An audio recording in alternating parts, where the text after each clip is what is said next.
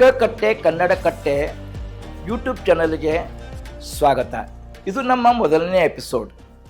ನಮ್ಮ ಜೊತೆ ಇದ್ದಾರೆ ಸಾಹಿತಿ, ಸೃಜನಶೀಲ ಸಾಹಿತಿ, ಅನೇಕ ಪುಸ್ತಕಗಳಂತ ಬರೆದಂಥ ನಮ್ಮ ಶಿಕ್ಷಕಿ ಶ್ರೀಮತಿ ನೀಲಗಂಗಾ ಚರಂತಿಮಠ್.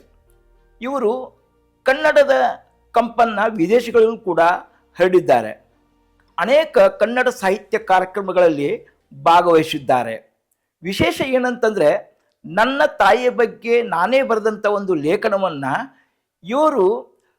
ಇವರ ಕಥಾ ಸಂಕಲನ ಅವ್ವ ಎಂಬ ಪುಸ್ತಕದಲ್ಲಿ ಪ್ರಕಟಿಸಿದ್ದಾರೆ. ಇದು ನನಗೆ ಒಂದು ಹೆಮ್ಮೆಯ ವಿಷಯ. ಜೀವನದ ಅನುಭವಗಳೇ ಜೀವನದ ಗೆಲುವಿನ ನಿಯಮಗಳಲ್ಲವೇ? ಸ್ಟಾರ್ಟ್ ಮಾಡೋಕ್ಕಿಂತ ಮುಂಚೆ ಕಟ್ಟೆ ಯೂಟ್ಯೂಬ್ ಚಾನಲ್ಗೆ ಸಬ್ಸ್ಕ್ರೈಬ್ ಮಾಡಿ. ನಮಸ್ಕಾರ ಮೇಡಮ್. ನಮಸ್ಕಾರ. ಸಾಮಾನ್ಯವಾಗಿ ಮೇಡಮ್, ಯಾವುದೇ ಒಬ್ಬ ಲೇಖಕಿ ಆಗಲಿ ಅಥವಾ ಕವಿಯತ್ರಿ ಆಗಲಿ, ಸಾಹಿತಿಗಳಾಗಲಿ, ಅವ್ರ ಜೀವನ ಒಂದು ವಿಶೇಷ ಆಗಿರ್ತೈತೆ. ನಿಮ್ಮ ಬಾಲ್ಯ ಅಥವಾ ನಿಮ್ಮ ಊರು, ನಿಮ್ಮ ತಂದೆ ತಾಯಿ, ಇದ್ರ ಬಗ್ಗೆ ಒಂದು ಸ್ವಲ್ಪ ನಿಮ್ಮದೇನು ಪರಿಚಯ ಹೇಳಿ ಮೇಡಮ್. ಸಾಮಾನ್ಯವಾಗಿ ಎಲ್ಲ ಲೇಖಕಿಯರು ಎಳೆತನದಲ್ಲಿಯೇ ಸ್ವಲ್ಪ ಅಂತಂದ್ರೆ ಬೆಳೆಯುವ ಸಿರಿ ಮೊಳಕೆಯಲ್ಲಿ ಅನ್ನೋ ಹಾಗೆ ಅವರಿಗೆ ಕಲೆ, ಸಾಹಿತ್ಯ, ಸಂಗೀತ ಇದೆಲ್ಲ ಆಸಕ್ತಿ ಇದ್ದೇ ಇರ್ತದೆ.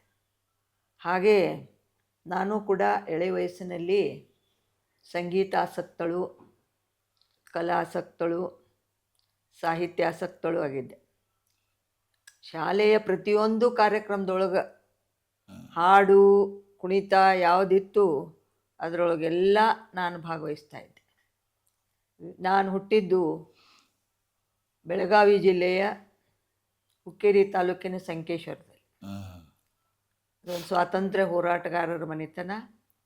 ನಮ್ಮ ಅಜ್ಜ ಅವ್ರದ್ದು ಹಾಲ್ದೇವರ ಮಠ, ಸಿದ್ದರಾಮಯ್ಯ ಹಾಲ್ದೇವರ ಮಠ ಅಂಥೇಳಿ. ಅವರು ನಮ್ಮ ತಾಯಿಯ ತಂದೆ ಹುತಾತ್ಮರಾದದ್ದು ಹಿಂಡಲ್ಗಾ ಜೈಲಿನಲ್ಲಿ. ಅವರು ಎರ್ವಡ ಜೈಲಿನಲ್ಲಿ 11 ತಿಂಗಳಿದ್ರು ಅವರು. ಆಮೇಲೆ ನಂತರ ಬ್ರಿಟಿಷರಿಂದ ಚಳುವಳಿ ಒಳಗೆ ಅವರು ಬಂಧಿತರಾಗಿ ಈ ಹಿಂಡಲ್ಗಾ ಜೈಲದಲ್ಲಿ ಅವರು ಹುತಾತ್ಮರಾದರು. ಅಂಥ ನಮ್ಮ ತಾಯಿಯ ತಂದೆಯವರು ಮತ್ತು ತಾಯಿಯವರು, ನಮ್ಮ ಆಯಿ ಅಂತೇನು ಹೇಳ್ತೀವಿ, ಅವಳು ಕೂಡ ಸ್ವಾತಂತ್ರ್ಯ ಹೋರಾಟದಲ್ಲಿ ಹೋರಾಡಿದಂಥ ಹೆಣ್ಮಗಳು. ಜೊತೆಗೆ ಹಲವು ಹೆಣ್ಣು ಮಕ್ಕಳನ್ನು ಕೂಡಿಸಿಕೊಂಡು ಸ್ವಾತಂತ್ರ್ಯ ಹೋರಾಟದೊಳಗೆ ಹೋರಾಡಿದವರು. ಅಂಥ ಎಷ್ಟೋ ಸ್ವಾತಂತ್ರ್ಯ ಹೋರಾಟಗಾರ್ತಿಯರು ನಮ್ಮಲ್ಲಿ ಬೆಳಗಾವಿ ಜಿಲ್ಲೆಯೊಳಗಾತು ಕರ್ನಾಟಕದಲ್ಲಾಯ್ತು ಇದ್ದಾರೆ. ಅವರು ಎಲೆಮರೆ ಕಾಯಿನಂತೆ ಅವರು ತಮ್ಮ ಜೀವನವನ್ನು ಮಾಡಿದರು. ಅವರು ಕೂಡ ಸ್ವಾತಂತ್ರ್ಯಕ್ಕೆ ತಮ್ಮ ಸೇವೆಯನ್ನು ಸಲ್ಲಿಸಿದಂಥವ್ರು. ಅವರು ಜೀವನ ಈ ರೀತಿಯಾಗಿ ಹುತಾತ್ಮರಾದಂಥ ನಮ್ಮ ಅಜ್ಜ ಅವರು ಇದ್ರೊಳಗೆ ಅವರ ಬದುಕು ಭಾಳಷ್ಟು ಕಷ್ಟಕರವಾಗೇ ಇತ್ತು. 4-5 ಮಕ್ಕಳು, ಮನೆತನವನ್ನು ನಡೆಸ್ಕೊಂಡು ಹೋಗೋದು, ಇವರು ಹುತಾತ್ಮರಾದಂಥವ್ರು. ಅಂಥವ್ರ ಜೊತೆಗೇನ ಅವರು ಸ್ವಾತಂತ್ರ್ಯ ಹೋರಾಟದಲ್ಲಿ ಭಾಗವಹಿಸಿದರು. ಮುಂದೆ ನಮ್ಮ ತಂದೆಯವರು ಇದ್ದದ್ದು ಜಮಖಂಡಿ. ಅವಾಗ ಅದು ಬಿಜಾಪುರ ಜಿಲ್ಲೆದಾಗಿತ್ತು, ಈಗ ಬಾಗಲಕೋಟೆ ಜಿಲ್ಲೆದಾಗಿದೆ. ಜಮಖಂಡಿ ಒಳಗೆ ಜವಳಿ ವ್ಯಾಪಾರ ಮಾಡ್ತಿದ್ರು ನಮ್ಮ ತಂದೆಯವರು. ಅಲ್ಲಿ ಜಮಖಂಡಿಯ ದೊಡ್ಡ ಸುಪ್ರಸಿದ್ಧ ಅರಿವಿ ಅಂಗಡಿ ನಮ್ಮದಿತ್ತು. ಆಮೇಲೆ ಕೃಷಿ ಮನೆತನ, ಮನೆಯೊಳಗೆ ಎತ್ತು, ಆಕಳ, ಎಮ್ಮೆ, ಜೊತೆಗೆ ಇದೊಂದು ಬಟ್ಟೆ ವ್ಯಾಪಾರ, ಕೂಡು ಕುಟುಂಬ, ಎಲ್ಲರೂ ಅವಿಭಕ್ತ ಕುಟುಂಬ ಇತ್ತು. ಮನೆಯೊಳಗೆ ಎಲ್ಲರೂ ನಾವು ಕೂಡೇ ಇರೋದ್ರಿಂದ 4 ಜನ ನಮ್ಮ ಅಣ್ತಂಬರು, ನಮ್ಮ ತಂದೆಗೆ 4 ಜನ, ಆಮೇಲೆ ಒಬ್ಬಳೆ ತಂಗಿ. ಅಂಥ ಒಂದು ನಾವು ಅವಿಭಕ್ತ ಕುಟುಂಬದಲ್ಲಿ ನಾನು ಬೆಳೆದಿದ್ದು. ಮನೆಯೊಳಗೆ ದಾನ ಧರ್ಮ, ಆಮೇಲೆ ಆವಾಗಿನ ಇದ್ರೊಳಗಂತೂ ಈ ಸ್ವಾಮಿಗಳು ಭಾಳ ಮನೆಗೆ ಬರ್ತಿದ್ರು. ಪುರಾಣ ಪ್ರವಚನ ನಡೀತಾ ಇದ್ದು. ನಮ್ಮ ಅವ್ವಾರು ಏನು ಮಾಡ್ತಿದ್ರು ಅಂದ್ರೆ, ಅವಾಗ ನೂಲ್ತಾಯಿದ್ರು. ನೂತು ಈ ಲಡಿಗಳನ್ನು ಎಲ್ಲ ಒಯ್ದು ಕೊಡ್ತಿದ್ದೆ. ಅದು ಖಾದಿ ಗ್ರಾಮೋದ್ಯೋಗ ಒಯ್ದು ಕೊಡ್ತಿದ್ದೆ ಅವರು. ಅದು ನಮ್ಮ ತಾಯಿಯವರು ಹಾಡ್ತಿದ್ರು ಭಾಳ. ಅವ್ರು ಹಾಡೋದು ಮತ್ತು ಅಕ್ಕನ ಬಳಗಕ್ಕೆ ಹೋಗಿದ್ರು ಅವರು. ಒಂದು ತಮ್ಮದೇ ಆದಂಥ ಒಂದು ಸಂಘಟನೆಯನ್ನು ಮಾಡಿಕೊಂಡು ಆ ತಾಯಂದಿರೆಲ್ಲರೂ ಕೂಡಿ ವಾರಕ್ಕೊಮ್ಮೆ ಕೂಡ್ತಿದ್ರು. ಕೂಡಿ ಅಕ್ಕ ಮಹಾದೇವಿಯ ಆ ಗುಡಿಯೊಳಗೆ ಅವರೆಲ್ಲ ಹಾಡೋರು. ಅಂಥ ಒಂದು ಅವರ ಹಾಡುಗಾರಿಕೆಯ ಪರಿಣಾಮ ನನ್ನ ಮೇಲೆ ಸಾಕಷ್ಟಾಗಿದೆ. ಮತ್ತು ನನಗೆ ಎಳೆತನದಲ್ಲೇ ನಮ್ಮ ತಾಯಿ 101 ವಚನಗಳನ್ನು ಬಾಯ್ಪಾಠವಾಗಿ ಅನ್ನಿಸ್ತಿದ್ಲು ನನಗೆ. ಆದ್ರೆ 5ನೇ ಎತ್ತೆವರೆಗೇನೆ ಹಾಕಿದ್ಲು. 5ನೇ ಎತ್ತೆಗೆ ನಾನು ಇದ್ದಾಗ ನಮ್ಮ ತಾಯಿ ತೀರ್ಕೊಂಡ್ಳು. 5ನೇ ಎತ್ತೆ ಇದ್ದಾಗ ಅಷ್ಟರೊಳಗನ ನನಗೆ ಈ 101 ವಚನಗಳನ್ನು ಮತ್ತು ಹಾಡುಗಳನ್ನು ಇವನ್ನೆಲ್ಲ ಕಲಿಸಿದ್ಲು. ಸ್ವತಃ ಕೆಲವು ಹಾಡುಗಳನ್ನು ಕಟ್ತಿದ್ಲ. ಅಂಥ ಒಂದು ತಾಯಿಯ ಸಂಸ್ಕಾರ ನನ್ನ ಮೇಲೆ 5ನೇ ಎತ್ತೆಗಿಂತ ಮೊದಲನೇ ಸಾಕಷ್ಟು ಸಂಸ್ಕಾರ ನನ್ನ ಮೇಲೆ ಬಿದ್ದಿದೆ.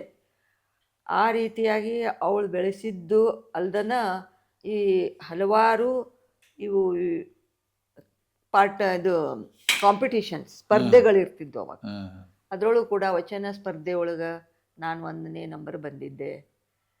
ಮತ್ತು ಹಾಡಿನ ಸ್ಪರ್ಧೆ ಒಳಗೆ ಬಂದಿದ್ದೆ. ಅವಾಗ ನಮಗೆ ಬೆಳ್ಳಿ ಮೆಡ್ಲೆಲ್ಲ ಕೊಟ್ಟಿದ್ರು. ಆಮೇಲೆ ಪುಸ್ತಕಗಳನ್ನು ಪ್ರೈಸ್ ಕೊಟ್ಟಿದ್ರು.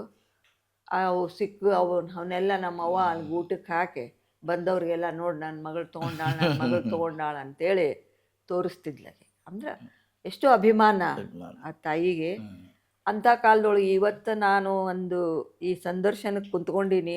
ಆದರೆ ಆಕೆಗೆ ಮಗಳ ಫೋಟೋ ತೆಗಿಸ್ಬೇಕು ಅಂಥೇಳಿ ಭಾಳ ದೊಡ್ಡ ಇದು. ಆಕೆ ಫೋಟೋ ತೆಗೆಸೋದು ಅಂದ್ರೆ ದೊಡ್ಡ ಇದು.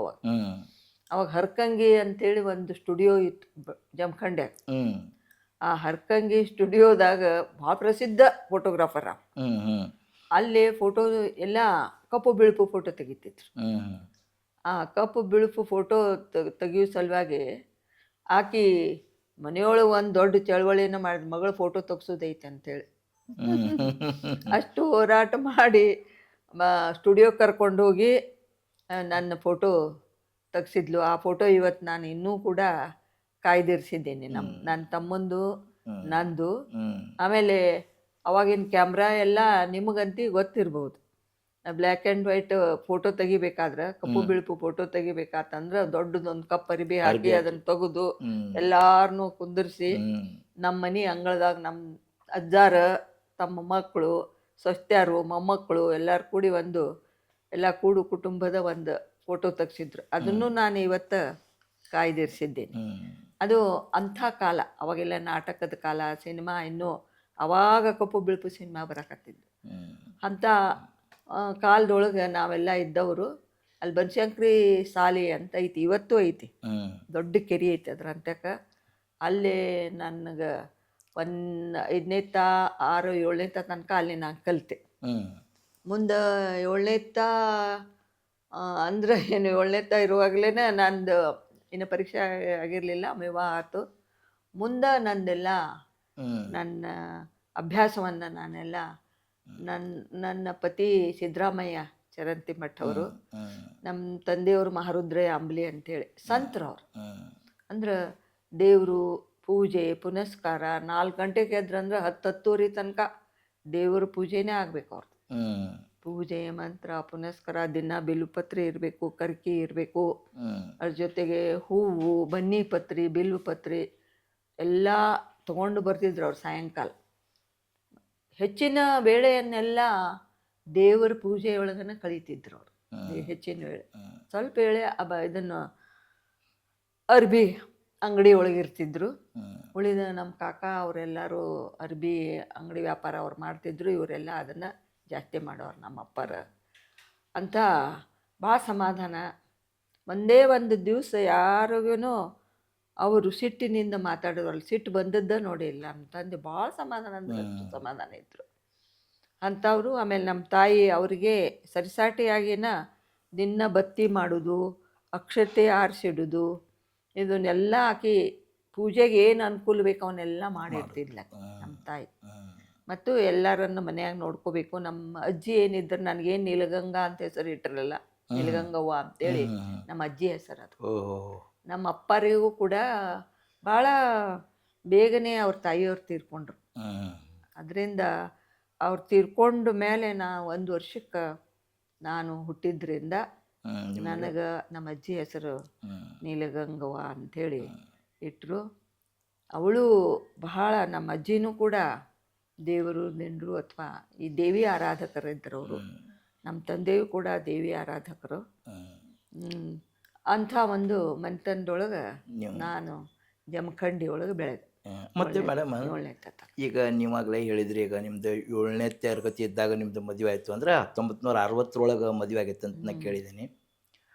ಆಗಿನ ಪರಿಸ್ಥಿತಿ ಒಳಗೆ ಮೇಡಮ್, ಮಹಿಳೆಯರು ಅಂತಂದ್ರೆ ಕೇವಲ ಅಡುಗೆ ಮನೆಗೆ ಅಥವಾ ಸಂಸಾರಕ್ಕೆ ಕಷ್ಟ ಶ್ರೀಮಿತ ಅಂತಕ್ಕಂಥದ್ದೊಂದು ಸಮಾಜದೊಳಗೆ ಭಾಳ ಕಟ್ಟುಪಾಡುಗಳಿದ್ದು, ಅಂಥದ್ರೊಳಗೆ ನೀವು ಇದನ್ನ ಅಂದರೆ ನಾ ಇದನ್ನೂ ಕೇಳಿದೆನಲ್ಲ, ನೀವು ಮದುವೆ ಆದ ನಂತರ ನಿಮ್ಮ ಡಿಗ್ರಿ ಮತ್ತು ಲೈಬ್ರರಿ ಸೈನ್ಸು ಮುಂದೆಲ್ಲ ನೀವು ಅವನ್ನೆಲ್ಲ ಮುಗಿಸ್ಕೊಂಡ್ರಿ ಅಂಥೇಳಿ. ಈಗಿನವರೆಲ್ಲ ಏನಂತಾರೆ, ಮದುವೆ ಆದ ನಂತರ ಏನೂ ಮಾಡ್ಲಿಕ್ಕೆ ಸಾಧ್ಯ ಇಲ್ಲ ಅಂತಕ್ಕಂಥ ಈಗ ಇದ್ದಾರೆ. ಅಂಥವ್ರು ನೀವು ಆ ಟೈಮ್ದಲ್ಲಿ ಅದನ್ನೆಲ್ಲ ಹೆಂಗೆ ನಿಭಾಯಿಸ್ಕೊಂಡು ಬಂದ್ರಿ ಮೇಡಮ್? ನನಗೆ ಎಳೆ ವಯಸ್ಸಿನೊಳಗನ ವಿದ್ಯಾಭ್ಯಾಸ ಮಾಡಬೇಕು ಅನ್ನುವಂಥದ್ದು ಒಂದು ಕನಸಿತ್ತು. ಆ ಕನಸನ್ನು ನನ್ನ ಪತಿ ಅಂತಂದ್ರೆ ಸಿದ್ದರಾಮಯ್ಯ ಚರಂತಿ ಮಠ ಅವರ ಇದರೊಳಗೆ ನಾ ಮದುವೆ ಆದಮೇಲೆ ನಾನು ಅವ್ರಿಗೆ ಹೇಳಿದ ಮೇಲೆ ಅವರು ನನಗೆ ಯಾವುದಕ್ಕೂ ಅಡೆತಡೆ ಮಾಡಲಿಲ್ಲ. ಅಂದ್ರೆ ನಾನು ಸುಮಾರಾಗಿ ಮನೆಯೊಳಗನ ಓದಿಕೊಂಡನ ನಾನು ಅಭ್ಯಾಸ ಮಾಡಿದೆ. 4 ವರ್ಷ ಬಿಟ್ಟು SSLC ಪರೀಕ್ಷೆ ಏನು, ಆ ಪರೀಕ್ಷೆಯನ್ನು ನಾನು ಕಟ್ಟಿದೆ. ಮದುವೆ ಆದ ನಂತರ ಮದುವೆ ಆದ್ಮೇಲೆ ಕಟ್ಟಿದೆ. ಅದಾದ ನಂತರ PUC ನಾವು ಅವಾಗ ಗುಲ್ಬರ್ಗದಾಗಿದ್ರು ಅವರು. ಫಸ್ಟ್ ಅವರು ನಾನು ಮದುವೆ ಆದಾಗ ಬೆಂಗಳೂರೊಳಗಿದ್ರು. ಅಂದ್ರೆ ಈ CP-Ed ಕಾಲೇಜ್ನೊಳಗೆ, BP-Ed CP-Ed ಕಾಲೇಜ್ನೊಳಗೆ ಅವರು ಲೆಕ್ಚರರ್ ಆಗಿದ್ರು ಅವಾಗ. ಓಕೆ. ಮುಂದೆ ನನಗೆ ಈ ವಿದ್ಯಾಭ್ಯಾಸ ಮಾಡೋಕೆ ಬಹಳ ಅವ್ರ ಸಹಕಾರವನ್ನು ನೀಡಿದರು. ನಾನು ಸಂಗೀತ ಕ್ಲಾಸಿಗೆ ಹೋಗ್ತಿದ್ದೆ, ಅದಕ್ಕೂ ಬೇಡ ಅಂತ ಇರಲಿಲ್ಲ ಅವರು. ಹಿಂದಿ ಪರೀಕ್ಷೆಗಳನ್ನು ಕಟ್ಟಿದೆ ಮತ್ತು ಸಂಗೀತ ಕ್ಲಾಸಿಗೂ ಹೋಗ್ತಿದ್ದೆ. ಜೊತೆಗೆ ಈ ಗೊಂಬೆ ಮಾಡೋದು, ಹೂ ಮಾಡೋದು, ಸ್ವೆಟ್ರ್ ಹೆಣೆಯೋದು ಇವನ್ನೂ ಎಲ್ಲ ಮಾಡ್ತಿದ್ದೆ. ನನಗೆ ಈ ಕಲೆ, ಸಂಗೀತ, ಅದರ ಜೊತೆಗೆ ಸಾಹಿತ್ಯ, ಜೊತೆಗೆ ಅಭ್ಯಾಸ ಯಾವುದನ್ನು ನಾನು ಅಂದ್ರೆ ವಿಶೇಷವಾಗಿ ನಾನು ವೇಳೆಯನ್ನು ಎಲ್ಲಿಯೂ ಕಳೀತಿದ್ದಿಲ್ಲ. ಮನೆಯೊಳಗೆ ಎಲ್ಲ ಏನು ನಮ್ಮ ಕೆಲಸ ಮಾಡ್ತೀವಿ ಅದಾದ ಮೇಲೆ ಈ ಉಳಿದ ವೇಳೆಯನ್ನೆಲ್ಲ ಇದ್ರೊಳಗೆ ಕಳೀತಿದ್ದೆ. ಆಮೇಲೆ ಜೊತೆಗೆ ಮಕ್ಕಳು ಬೇರೆ, ಅಷ್ಟೊಂದು ಮಕ್ಕಳನ್ನು ನೋಡ್ಕೊಳ್ಬೇಕಾಗ್ತಿತ್ತು. ಮನೆಯೊಳಗಿದ್ದೆ ನಾನು ಇವನ್ನೆಲ್ಲ ಮಾಡಿಕೊಂಡು ಮುಂದೆ SSLC ಇದ್ದಾಗ ಇದ್ರಾಗಿದ್ದೀವಿ ನಾವು ಗುಲ್ಬರ್ಗಕ್ಕೆ. ನಮ್ಮ ಮನೆಯವ್ರ ವರ್ಗಾವಣೆ ಆಗಿತ್ತು.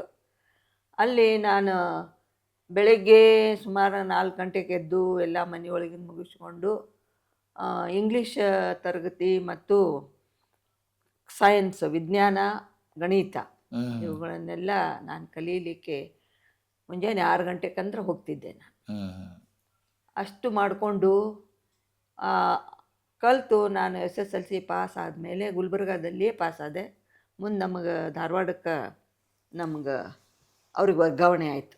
ಅಲ್ಲಿ ಉಪನಿರ್ದೇಶಕರ ಕಚೇರಿ ಧಾರವಾಡಕ್ಕೆ ಶಿಕ್ಷಣ ಇಲಾಖೆ ಒಳಗಿದ್ರು ಅವರು. ಅಲ್ಲಿ ನಾವು ಮುಂದೆ ನಾನು ಅಲ್ಲಿಂದ PUC ಅಲ್ಲಿ ಕಿಟ್ಲ್ ಕಾಲೇಜಿಗೆ ಹಚ್ಚಿದ್ವಿ, ಅದನ್ನು ಪಾಸಾದೆ. ಆಮೇಲೆ BA 1 ಮನೆಯಾಗ ಮಾಡಿದೆ ನಾನು. ಮುಂದೆ BA 2ನೇ ವರ್ಷ, BA 3ನೇ ವರ್ಷಕ್ಕೆ ಪದವಿ ಪರೀಕ್ಷೆಗೆ ಮಾತ್ರ ಕರ್ನಾಟಕ ಕಾಲೇಜಕ್ಕೆ ನಾವು ದಾಖಲಾಗಿ ಮುಂದೆ ಅಲ್ಲೇ BA ಕರ್ನಾಟಕ ಕಾಲೇಜ್ ಧಾರವಾಡದಿಂದ ಮಾಡಿಕೊಂಡೆ. ಅಲ್ಲಿ ಒಂದು ಹಂತಕ್ಕೆ ಬಂದೆ. ಅವರಿಗೆ ಏನು ಅನ್ನಿಸ್ತಿತ್ತು, ಇಲ್ಲ ಇವಳಲ್ಲಿ ಮಾಡುವಂಥದ್ದು, ಅದ್ರ ಜೊತೆಗೆ ಒಂದು ಕನಸೈತಿ, ಆಮೇಲೆ ಶ್ರಮನೂ ಐತಿ. ಅದ್ರ ಜೊತೆಗೆ ಆ ಶ್ರಮ ಇದ್ದದ್ರಿಂದ ನನಗೆ ಬಹಳಷ್ಟು ಸಹಕಾರ ನೀಡಿ ಅವರು ಈ ಕರ್ನಾಟಕ ಕಾಲೇಜ್ದೊಳಗೆ ನನಗೆ ಪಾಸ್ ಆಗಲಿಕ್ಕೆ, ಉತ್ತೀರ್ಣಲಾಗಲಿಕ್ಕೆ ಅವರೇ ಕಾರಣ ಅಂತೇಳಿ ಹೇಳಬೇಕು. ನಮಗೆಲ್ಲ ಅವಾಗ ಗುರ್ಲಿಂಗ್ ಕಾಪ್ಸೆ ಸರ್ ಇದ್ದರು. ಮತ್ತು ಲೈಬ್ರರಿ ಸೈನ್ಸ್ ಮಾಡ್ಬೇಕಾದ್ರೆ ಗುಂಜಾಳ ಸರ್ ಇದ್ದರು. ಗುರ್ಲಿಂಗ್ ಕಾಪ್ಸೆ ಸರ್ ನಮ್ಮ ಕರ್ನಾಟಕ ಕಾಲೇಜ್ದೊಳಗೆ ಮಲ್ಲಾಪುರ್ ಸರ್ ಅಂತಿದ್ರು. ಸೋಮಶೇಖರ್ ಇಂಬ್ರಾಪುರ್ ಅಂತಿದ್ರು. ಗುಂಜೆಟ್ಟಿ ಸರ್ ಇದ್ದರು. ಇವರೆಲ್ಲ ನಮ್ಮ ಕರ್ನಾಟಕ ಕಾಲೇಜಿನೊಳಗೆ ನಮ್ಗೆ ಅವರೆಲ್ಲ ಯಾರು ಪ್ರೊಫೆಸರ್ ಉಪನ್ಯಾಸಕರಾಗಿದ್ದರು. ಅದಾದಮೇಲೆ ಅದು 2 ವರ್ಷಕ್ಕೆ ನಾನು ಉತ್ತೀರ್ಣಳಾದೆ. ಅಂದ್ರೆ ಪ್ರತಿ ವರ್ಷ ಮುಂದೆ ಉತ್ತೀರ್ಣ ಹಾಕೋತ. ಆಮೇಲೆ ಕರ್ನಾಟಕ ವಿಶ್ವವಿದ್ಯಾಲಯಕ್ಕೆ ಸ್ನಾತಕೋತ್ತರ ಪದವಿಗೆ ನಾನು ದಾಖಲಾಗಿ ಸ್ನಾತಕೋತ್ತರ ಪದವಿಯನ್ನು ಅಲ್ಲಿಂದ ನಾನು ಮಾಡಿಕೊಂಡು ಮುಂದೆ ಗ್ರಂಥಾಲಯ ವಿಜ್ಞಾನ ಪದವಿಯನ್ನು ಮಾಡಿದಾಗ ನಮ್ಮ ಗುಂಜಾಳ ಸರು, ದೇಶಪಾಂಡೆ ಸರು, ಅತ್ಕೂರ್ ಸರು, ಇವರೆಲ್ಲರೂ, ಪಾಟೀಲ್ ಸರ್ ಅವರೆಲ್ಲ ಇದ್ದರು. ಅದನ್ನು ನಾನು ಗ್ರಂಥಾಲಯ ವಿಜ್ಞಾನ ಪದವಿ ಮಾಡಿಕೊಂಡು ಅದೇ ವರ್ಷನ ನಾನು ಉಪನ್ಯಾಸಕಳಾಗಿ ಇಲ್ಲಿ ಬೆಳಗಾವಿಗೆ ಸರ್ದಾರ್ ಜೂನಿಯರ್ ಕಾಲೇಜಿಗೆ ಬಂದೆ. ಜೊತೆಗೆ ಹುಡುಗರದು ಶಿಕ್ಷಣನೂ ಇರ್ತಿತ್ತು. ನಮ್ಮ ತಮ್ಮ ತಂಗಿ, ನಮ್ಮ ಅಪ್ಪಾರು ಭಾಳ ಅಂದ್ರೆ ದೈವಿ ಭಕ್ತರಿದ್ದರಲ್ಲ ಅವರು. ಹೀಗಾಗಿ ನಮ್ಮ ತಮ್ಮ ತಂಗಿಗೆಲ್ಲನೂ ಕೂಡ ಸ್ವಲ್ಪ ನಾನು ಸಹಾಯ ಮಾಡಿದೆ. ನಾನು ಹಂತಕ್ಕೆ ಇಟ್ಕೊಂಡು ಅವ್ರಿಗೂ ಶಿಕ್ಷಣವನ್ನು ಕಲಿಸಿದೆ. ಅವ್ರದ್ದು ಪ್ರೊಫೆಸರ್ ಅಂದ್ರೆ ಹೇಳ್ತಾರಲ್ಲ, ಒಬ್ಬ ಹೆಣ್ಮಗಳು ತಾನು ಶಿಕ್ಷಣವನ್ನು ಕಲಿಯೋದು ಮನೆಯೂ ಕೂಡ ಏನಾಗ್ತದೆ ಅಂದ್ರೆ ಶಿಕ್ಷಣ ಅಥವಾ ಕಲಿಕೆ ಅಥವಾ ವಿದ್ಯೆ ಒಳಗೆ ಅದು ಕೂಡ ಭಾಗಿಯಾಗ್ತೈತೆ ಅಂಥೇಳಿ ನಮ್ಮ ತಮ್ಮ ತಂಗಿ ಎಲ್ಲರೂ ಮುಂದೆ ಬರಲಿಕ್ಕೆ ಕಾರಣ ಆಯ್ತು ನಾನು ಕಲ್ತಿದ್ದರಿಂದ. ನಮ್ಮ ಮನೆಯವರು ಕೂಡ ಚರಂತಿ ಮಠ ಅವರು ಕೂಡ ಭಾಳಷ್ಟು ಅವ್ರಿಗೆ ಹುಡುಗರು ಮುಂದೆ ಬರಬೇಕು ಅಂಥೇಳಿ ಒಬ್ಬ ಪ್ರೊಫೆಸರ್ ಆದ, ಇನ್ನೊಬ್ಬ ಡಾಕ್ಟರ್ ಆದ, ಮತ್ತಿಬ್ಬರು ಇಂಜಿನಿಯರ್ಗಳಾದರು. ಎಲ್ಲರೂ ನಮ್ಮ ಮನೆಯಾಗ ಕಲಿತು ಅವರಿಗೂ ಒಳ್ಳೆಯ ಒಂದು ಬದುಕು ಸಿಗಲಿಕ್ಕೆ ಕಾರಣೀಕರ್ತರಾದ್ರು. ಮುಂದೆ ನಾನು ಅಲ್ಲೇ 5 ವರ್ಷ ಮಾಡಿದೆ ಸದಾರ್ಸ್ನ್ಯಾಗ. ಓಬಾನಾಯಕ್ ಅವ್ರು ಅಲ್ಲಿ ಬಿ ಎಡ್ ಕಾಲೇಜ್ನಾಗ ಓಬಾನಾಯಕ್ ಅವ್ರಿಗೆ ಗೊತ್ತಿರ್ಬೇಕು ನೀವು. ಓಬಾನಾಯಕ್ ಅವ್ರು ಪ್ರಿನ್ಸಿಪಾಲ್ ಇದ್ರು ಅಲ್ಲಿ ಬಿ ಎಡ್ ಕಾಲೇಜ್ನಾಗ. ನಾವು ಸರ್ದಾರ್ಸ್ನಾಗ ಇದ್ವಿ. ತಳೆಗಾಂವ್ ಸರ್ ಇದ್ರು. ಆಮೇಲೆ ಮತ್ತು ತಳೆಗಾಂವ್ ಸರ್ ಇದ್ರು ನಾವು ಇದ್ದಾಗ ಪ್ರಿನ್ಸಿಪಾಲ್ರಲ್ಲೇ. ನಾನು 5 ವರ್ಷ ಅಲ್ಲಿ ಮಾಡಿದೆ. ಮುಂದೆ ನಿಮ್ಮ ಇದಕ್ಕೆ ನಾನು ಬಂದದ್ದು ಅಂತೇಳಿದ್ರೆ ಶಹಾಪುರ ಇದಕ್ಕೆ ಚಿಂತಾಮಣಿರಾವ್ ಜೂನಿಯರ್ ಕಾಲೇಜಕ್ಕೆ ಇಲ್ಲಿ ವರ್ಗಾವಣೆಯಾಗಿ ಬಂದೆ. ಆವಾಗ ಈ ಎಲ್ಲ ನಿಮ್ಮ ವಿದ್ಯಾರ್ಥಿಗಳೆಲ್ಲರೂ ಅಲ್ಲೇ ನಿಮಗೆಲ್ಲ ಕಲಿಸ್ಲಿಕ್ಕೆ ಒಂದಿದ್ದು ಆಯ್ತು. ಹೀಗೆ ವಿದ್ಯಾರ್ಥಿ ಬಳಗ ಬೆಳೆಯಲಿಕ್ಕೆ ನೀವು 10 ವರ್ಷ ನಾನು ಶಿಕ್ಷಣ ಇಲಾಖೆ ಒಳಗೆ, ಶಿಕ್ಷಣ ಅಂದ್ರೆ PU ಒಂದು ಪದವಿ ಪೂರ್ವ ಶಿಕ್ಷಣ ವಿದ್ಯಾಲಯದೊಳಗೆ ನಾನು ಕೆಲಸವನ್ನು ಸೇವೆಯನ್ನು ಸಲ್ಲಿಸಿದೆ. ಮುಂದೆ ಅದಾದ ಮೇಲೆ ನಾನು ಕನ್ನಡ ಸಂಸ್ಕೃತಿ ಇಲಾಖೆಗೆ ನಾನು ಹೋಗ್ಬಿಟ್ಟೆ. ಡೆಪ್ಯುಟೇಷನ್ ಮೇಲೆ ಕನ್ನಡ ಸಂಸ್ಕೃತಿ ಇಲಾಖೆಯಲ್ಲಿ 5 ವರ್ಷ ನಾನು ಅಸಿಸ್ಟೆಂಟ್ ಡೈರೆಕ್ಟ್ರಾಗಿ ಅಲ್ಲಿ ಕೆಲಸ ಮಾಡಿದೆ. ಮುಂದೆ ಪ್ರಿನ್ಸಿಪಾಲ್ ಅದೇ ನಾನು ಪ್ರಿನ್ಸಿಪಾಲಾಗಿ ಪ್ರಾಚಾರ್ಯಳಾಗಿ ಕೆಲಸ ಮಾಡಿ ನಂತರ ಜಂಟಿ ಉಪನಿರ್ದೇಶಕಿ ಜಂಟಿ ನಿರ್ದೇಶಕಿ ಆಗಿ ಬೆಳಗಾವಿ ವಿಭಾಗಕ್ಕೆ ಕೆಲಸ ಮಾಡಿದೆ. ಇಲ್ಲಿವರೆಗೆ ಮುಂದಿಂದೆಲ್ಲ ನನ್ನ ಸಾಹಿತ್ಯಿಕ ಜೀವನ ಅವಾಗಿಂದ ನಾನು 1978ರಿಂದ ನಾನು ಬರೀಲಿಕ್ಕೆ ಪ್ರಾರಂಭ ಮಾಡಿದ್ರಿ. ಆಮೇಲೆ ಮೇಡಮ್ ನೀವು ಕವನ ಸಂಕಲನ, ಕಥಾ ಸಂಕಲನ, ಕಾದಂಬರಿ, ಜನಪದ ಸಾಹಿತ್ಯ ಮತ್ತು ಶರಣ ಸಾಹಿತ್ಯ, ಪ್ರವಾಸೋದ್ಯಮದ ಬಗ್ಗೆ, ನಾಡುನುಡಿ, ನಾಟಕ ಮತ್ತು ಚಿತ್ರ ಏನಪ್ಪ ಅಂದರೆ ಫಿಲ್ಮ್ಗಾಗಿ ಒಂದು ಅನೇಕ ಇವನು ಕಥೆಗಳನ್ನು ಬರೆದಿದ್ದೀರಿ ಮೇಡಮ್. ಅಂದಾಜು ಎಷ್ಟು ಪುಸ್ತಕ ಬರೆದಿದ್ದೀರಿ ಮೇಡಮ್? ಸುಮಾರು 100-110 ಪುಸ್ತಕ ಆಗಿದ್ದಾರೆ ಮೇಡಮ್. ಮತ್ತು ಮೇಡಮ್ ಅದರಲ್ಲಿ ನಾನು ಮುಕ್ತಾಂಗಣೆ ಅಂತೇಳಿ ಒಂದು ಪುಸ್ತಕದ ಬಗ್ಗೆ ನಾನು ಕೇಳಿದೆ. ಅದು 580 ಪುಟಗಳದ್ದು ಒಂದು ಮಹಾಕಾವ್ಯ ಐತೆ. ಅದು ಅಕ್ಕ ಮಹಾದೇವರ ಬಗ್ಗೆ ಬರೆದಿದ್ದೀರಿ ಮೇಡಮ್. ಅವರು ನಿಮಗೆ ಅದು ಯಾಕೆ ಅಷ್ಟು ದೊಡ್ಡ ಕಾವ್ಯ ಬರೀಲಿಕ್ಕೆ ಅವ್ರು ಹೆಂಗೆ ನಿಮ್ಗೆ ಪ್ರೇರಣೆ ಆದರು, ಅಥವಾ ಅಕ್ಕ ಮಹಾದೇವಿ ಜೀವನ ನಿಮ್ಮ ಮ್ಯಾಗ ಯಾವ ರೀತಿಯಾಗಿ ಪ್ರೇರಣೆ ಆಯಿತು?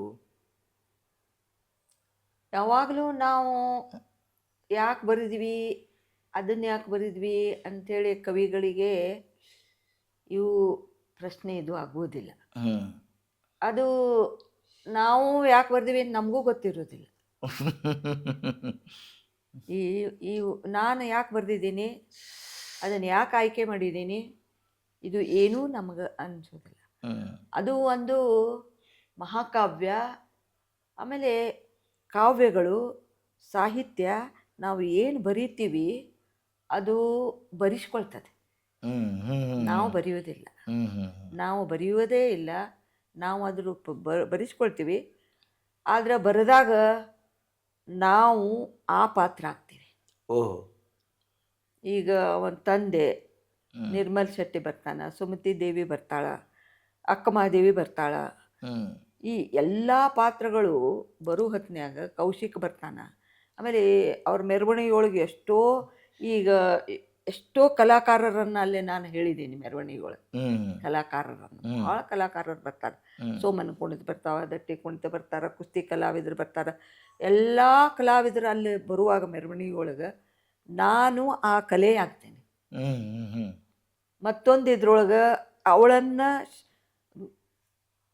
ಮಠದ ಶಾಲೆಗೆ, ಅವಾಗೆಲ್ಲ ಶಾಲೆಗಳು ಹಿಂಗೆ ಸ್ಕೂಲ್ ಅಂತ ಇದ್ದಿದ್ದಿಲ್ಲ, ಹ್ಮ್ ಅವಳನ್ನು ಆ ಮಠದ ಶಾಲೆಗೆ ಕರ್ಕೊಂಡು ಹೋಗ್ಬೇಕಾತಂತಂದ್ರೆ ಹ್ಮ್ ಸಾಲಿ ಮಠ ಅಂಥೇಳಿ ಈಗ ಅದಾವ ನೋಡ್ರಿ. ಹಾ ಹಾ ಅಡ್ಡೆಸರು ನೀವು ಕೇಳಿರ್ಬೇಕು. ಹೌದೌದು ಕೇಳೇನಿ. ಅದಕ್ಕೆ ಅಡ್ಡೆಸರು ಸಾಲಿ ಮಠ ಅಂತ ಯಾಕೆ ಬಂತು? ಅಗ್ನಿಹೋತ್ರಿ ಅಂತ ಬರ್ತೈತಿ ಹ್ಮ್ ಅಡ್ಡೆಸರ. ಹ್ಮ್ ಹ್ಮ್ ಅಗ್ನಿಹೋತ್ರಿ ಅಂತಂದ್ರೆ ಅವ್ರ ಮನ್ಯಾಗ ಅಗ್ನಿಯನ್ನು ಇಡ್ತಿದ್ರು. ಅವ್ರು ಕಡ್ಡಿ ಪೆಟ್ಟಿಗೆ ಇನ್ನೂ ಇದು ಆಗಿದ್ದಿಲ್ಲ. ಹ್ಮ್ ಹ್ಮ್ ಹ್ಮ್ ಅವಾಗ ಅವ್ರು ಅಗ್ನಿ ಇಡ್ತಿದ್ರು.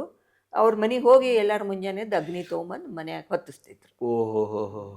ಹಂಗೆ ಸಾಲಿ ಮಠ ಅಂಥೇಳಿ ಅವಾಗ ಮಠದೊಳಗೆ ಸಾಲಿ ನಡೀತಿದ್ವಲ್ಲ, ಆ ಸಾಲಿ ಮಠ. ಅಲ್ಲಿಗೆ ಅವರಪ್ಪ ಕೈ ಹಿಡ್ದಕ್ಕೇನು ಕರ್ಕೊಂಡು ಹೋಗ್ತಾನೆ. ಆ ಕರ್ಕೊಂಡು ಹೋಗುವಾಗ ನಾವು ಅವ್ರ ತಂದೆನೇ ಆಗಿಬಿಡ್ತೀವಿ. ಓಹೋ. ಅವಳನ್ನು ಕರಿಯೋ ಹೊತ್ನ್ಯಾಗ ಆಕೆನ ಕರೆದು ಬಾರವ ಅಂಬ್ಲಿ ಮಾಡಿವಿ ಕುಡಿ ಬಾ, ಊಟ ಮಾಡಬಾರ ಮಗಳ ಅಂತೇಳಿ ಕರಿಯೋ ಹೊತ್ನ್ಯಾಗ ನಾನು ತಾಯಿ ಆಗ್ತೇನೆ. ಹ್ಮ್ ಮತ್ತೊಂದು ಹೊತ್ನ್ಯಾಗ ನಾನು ಗೆಳತಿ ಆಗ್ತೇನೆ. ಇನ್ನೊಮ್ಮೆ ಕೌಶಿಕನ ಈ ರೀತಿಯಾಗಿ ಆ ಪಾತ್ರದೊಳಗೆ ನಾವು ಇರ್ತೀವಿ. ಹ್ಮ್ ಆ ಅಕ್ಕನ ಪಾತ್ರವನ್ನು ನಾನು ಒಂದು ಎಳೆ ಚಾಲು ಮಾಡಿದ್ವಿ ಅಂದ್ರೆ ಏನಾಗ್ಬಿಡ್ತೈತೆ, ಒಂದು ಹಚಡನ ನಂಗೂದಂಗೆ ಆಗ್ಬಿಡ್ತೈತೆ. ನಮ್ಗೆ ಓಹ್. ಕರ್ಕೊಂಡು ಹೊಂಟು ಬಿಡ್ತೈತಿ ಆ ಕತೆ. ಹ್ಮ್ ಆ ಕಥೆ ನಮ್ಮನ್ನು ಯಾವುದೂ ಕಥೆ ಇರಲಿ, ಹ್ಮ್ ಅದು ನಾವು ಒಂದು ಸಣ್ಣ ಒಂದು ಮಿಂಚುನಿಂದ ಪ್ರಾರಂಭ ಮಾಡ್ತೀವಿ. ನಾವು ಹ್ಮ್ ಮಿಂಚಿನಿಂದ ಪ್ರಾರಂಭ ಮಾಡ್ತೀವಿ. ಆಮೇಲೆ ಕಡಿಕ ಅದು ಬಹಳಷ್ಟು ದೀರ್ಘಕ್ಕೆ ನಮ್ಮನ್ನು ಕರ್ಕೊಂಡು ಹೋಗಿ ಹೋಗಿ ಹೋಗಿ ಹೋಗಿ ಅಲ್ಲಿ ಇನ್ನೂ ಇದನ್ನು ಬರೀಬೇಕು, ಇನ್ನೂ ಇದು ಬರಬೇಕು, ಇದನ್ನು ಮುಕ್ತಾಯ ಹೆಂಗೆ ಮಾಡಬೇಕು, ಅವೆಲ್ಲ ಆಧ್ಯಾತ್ಮದ ತುದಿಯನ್ನು ನಾವು ಏರ್ಬೇಕಾಗ್ತೈತೆ. ಅಕ್ಕಮಹಾದೇವಿನ ಆಗ್ಬೇಕು ನಾವು ಹ್ಮ್ ಅಂದಾಗ ಆ ಒಂದು ಕಾವ್ಯಕ್ಕೆ ಏನಾಗ್ತದೆ, ನಾನು ಒಂದು ನ್ಯಾಯವನ್ನು ಓದಿಸ್ಕೊಡ್ತೀರಿ. ಯಾವುದೇ ಪಾತ್ರ ಇರಲಿ, ಯಾವುದೇ ಪಾತ್ರ ಇರಲಿ, ನಾನು ಎಷ್ಟೋ ಪಾತ್ರಧಾರಿಗಳಾಗ್ತೀನಿ. ಒಬ್ಬ ಒಕ್ಕಲಿಗನ ಆಗ್ತೀನಿ, ನಾನು ಒಬ್ಬ ವ್ಯಾಪಾರಿ ಆಗ್ತೀನಿ, ಒಬ್ಬ ಕೊಲೆಗಡಕನಾಗ್ತೀನಿ. ಎಷ್ಟೋ ಪ್ರಸಂಗಗಳೊಳಗೆ ಮನಸ್ಸು ಏನಾಗಿಬಿಡ್ತೈತೆ ಅಂತ ಹೇಳಿದ್ರೆ ನಮಗೆ ಅದು ರೋಮಾಂಚನ ಆಗ್ತೈತಿ. ಒಂದೊಂದು ಸಲ ಅದ್ರ ಬಗ್ಗೆ ತಾತ್ಸಾರ ಬರ್ತೈತಿ, ಒಂದೊಂದು ಸಲ ಅದ್ರ ಬಗ್ಗೆ ಆನಂದ ಆಗ್ತೈತಿ. ಆ ರಸಗಳನ್ನು ನಮಗೇನು ಆ ಒಂದು ಸೀನ್ ಅಥವಾ ದೃಶ್ಯ ಒದಗಿಸಿ ಕೊಡ್ತೈತಲ್ಲ, ಅದು ನಮ್ಮನ್ನೇನಾಗ್ತದೆ ಬರೆಯಲಿಕ್ಕೆ ಪ್ರೇರಣೆ ಆಗ್ತದೆ. ಅಂದ್ರೆ ಈಗ ನೂರರ ಮ್ಯಾಗ ಪುಸ್ತಕ ಬರ್ದಿರಿ ಮೇಡಮ್, ಅನೇಕ ಪುಸ್ತಕಗಳು ಬರ್ದಿರಿ. ಅದಕ್ಕೆ ನಿಮಗೆ ಸೃಜನಶೀಲ ಸಾಹಿತ್ಯ ಅಂತ ಕರೀತಾರೆ. ಇಷ್ಟೆಲ್ಲ ಬರೀಲಿಕ್ಕೆ ಏನಾದರೂ ಒಂದು ಏನಾದ್ರು ಪ್ರೇರಣಾ ವಸ್ತು ಬೇಕಲ್ಲ ಮೇಡಮ್? ಏನು ನಿಮಗೆ ಯಾಕೆ ಹಂಗೆ ಬರಿಬೇಕು ಅನಿಸ್ತೈತಿ ಮೇಡಮ್? ನಾನು ಮೊದಲು ಬರೆದದ್ದು ಅಂತ ಹೇಳಿದ್ರೆ ನಿಮ್ಗೆ ಹೇಳಿದ್ನೆಲ್ಲ, 1978ರಿಂದ ನಾನು ಬರೀಲಿಕ್ಕೆ ಪ್ರಾರಂಭ ಮಾಡಿದೆ. 75ಕ್ಕೆ ಸೇವೆ ನಂದು ಪ್ರಾರಂಭವಾಯಿತು. 78ಕ್ಕೆ ಅದು ಏನಾಗಿತ್ತಂತಂದ್ರೆ ನವದೆಹಲಿ ಕೇಂದ್ರ ಸರ್ಕಾರದಿಂದ ಹಸ್ತಪ್ರತಿಗೆ ಆಹ್ವಾನ ಮಾಡಿದ್ರು ಅವರು. ಮೊದಲೇ ನಾನು ಬರೆಯೋದು ಸ್ವಲ್ಪ ಇತ್ತು, ಆದರೆ ಹಸ್ತಪ್ರತಿಗೆ ಆಹ್ವಾನ ಮಾಡಿದಾಗ ಪುಟ್ಟ ಪುಸ್ತಕಗಳು ಇದ್ವು ಅವು. ಆದರೆ ಸಮಾಜಕ್ಕೊಂದು ಏನಾದರೂ ಸಂದೇಶವನ್ನು ಕೊಡಬೇಕು, ಸಮಾಜ ಸುಧಾರಣೆ ಆಗಬೇಕು, ಗ್ರಾಮೀಣ ಬದುಕಿಗೆ ಏನಾದರೂ ಅದರಿಂದ ಸಹಕಾರ ಆಗಬೇಕು, ಅದು ಸಾಕಷ್ಟು ಪರಿಣಾಮ ಬೀರುವಂಥ ಪುಸ್ತಕಗಳನ್ನು ಅವರು ಏನು ಮಾಡಿದ್ರು ಅಂತ ಹೇಳಿದ್ರೆ ಅಲ್ಲಿಂದ ಅವರು ಕೇಳ್ಕೊಂಡಿದ್ರು. ಆದರೆ ನಮ್ಮ ಆಹ್ವಾನ ಮಾಡಿದ್ರು ಅವರು. ಅದರೊಳಗೆ ನಾನು ಏನು ಮಾಡಿದ್ದೆ, ಒಂದು ಮನೆ ಮಡದಿ ಮಕ್ಕಳು ಅಂಥೇಳಿ ಒಂದು ಪುಸ್ತಕವನ್ನು ಬರೆದು, ಅಂದರೆ ಒಂದು ಕುಟುಂಬ ಹೆಂಗಿರಬೇಕು ಅದನ್ನು ಹಸ್ತಪ್ರತಿಯನ್ನು ಅಲ್ಲಿಗೆ ನಾನು ಕಳಿಸಿದ್ದೆ. ಇದು ಮೊದಲನೇ ನನ್ನ ಕೃತಿ. ಇದು ಅಲ್ಲಿ ಕಳಿಸಿದಾಗ ಆ ಕೃತಿಗೆ ಅವಾಗಿನ ಕಾಲದಲ್ಲಿ ₹1,000 ಬಹುಮಾನ ಕೊಟ್ಟರು. ₹1,000 ಬಹುಮಾನ ಕೊಟ್ಟು ಅವ್ರು ಏನು ಹೇಳಿದರು, ಇಲ್ಲ ಈ ಪ್ರತಿಗಳನ್ನು ನಾವು 2,000 ಪ್ರತಿಗಳು ತಗೋತೀವಿ ಮತ್ತು ಅದಕ್ಕೆ ₹1,000 ಬಹುಮಾನ. ಹಂಗಾದ ಕೂಡಲೇ ನನಗೆ ದೆಹಲಿಯಿಂದಲೂ ಕೆಲವು ಪ್ರಕಾಶಕರು ಆ ಪುಸ್ತಕ ನಮಗೆ ಕೊಡ್ರಿ ಅಂತೇಳಿ ಕೇಳಾಕತ್ರು. ಒಂದ್ಸಲ ನೋಡುನು ಏನಾಗ್ತೈತಿ ಅಂತೇಳಿ ಹಾಕಿಸ್ಲಿಕ್ಕೆ ನನಗೆ ಮುಖ್ಯವಾಗಿ ಮೊದಲು ರಣಜಂಜಾರ್ ಪ್ರೆಸ್ನೊಳಗೆ ಪ್ರಿಂಟಿಂಗ್ ಪ್ರೆಸ್ ಇತ್ತು ಅವ್ರದ್ದು, ಅಲ್ಲಿ ಈಗಿಲ್ಲ ಅದು. ಅವಾಗೆಲ್ಲ ಮೊಳೆಗಳನ್ನು ಹಾಕಿ ಅಚ್ಚು ಮಾಡುವಂಥದ್ದಿತ್ತು. ಆವಾಗ ಅಲ್ಲಿ ನಾನು ಅದನ್ನು ಹಾಕಿಸಿ 2,000 ಪ್ರತಿಗಳನ್ನು ಕೊಟ್ಟಿವಿ. ಅದು 1,000 ರೂಪಾಯಿ ಬಹುಮಾನನೂ ಬಂತು. ಅದೇ ರೀತಿಯಾಗಿ ಮತ್ತೆ 2ನೇ ವರ್ಷ ಮತ್ತೆ ಕೃತಿಗಳನ್ನು ಆಹ್ವಾನ ಮಾಡಿದ್ರು ಅವರು ಕೇಂದ್ರ ಸರ್ಕಾರದಿಂದ. ಮತ್ತೆ 2ನೇದ್ದು ನಂದು ಧೂಮಪಾನ ಮದ್ಯಪಾನ, ಅದರ ಪರಿಣಾಮ ಏನಾಗ್ತೈತಿ ಅದು ಕೃತಿಯನ್ನು ನಾನು ಒಂದು ಪುಟ್ಟ ಕೃತಿ, ಒಂದು 48-50 ಪೇಜಿನ ಸಣ್ಣ ಸಣ್ಣ ಕೃತಿಯನ್ನು ನಾನು ಅದನ್ನು ಬರೆದು ಕಳಿಸಿದೆ. 2ನೇ ವರ್ಷವೂ ಕೂಡ ಅದಕ್ಕೆ ಬಹುಮಾನ ಬಂತು, 1,000 ರೂಪಾಯಿ. ಹೀಗಾಗಿ ಮೊದಲನೇ ಪ್ರತಿನ ಸುಮಾರಾಗಿ 12 ಸಲ ಪ್ರಿಂಟ್ ಆಯ್ತು ಅದು ನಂದು ಮನೆ ಮಡದಿ. ಇದು 2ನೇದ್ದು ಧೂಮಪಾನ ಮದ್ಯಪಾನ ಒಂದು 8 ಸಲ ಆದರೂ ಪ್ರಿಂಟ್ ಆಗಿರ್ತಾಯಿತ್ತು.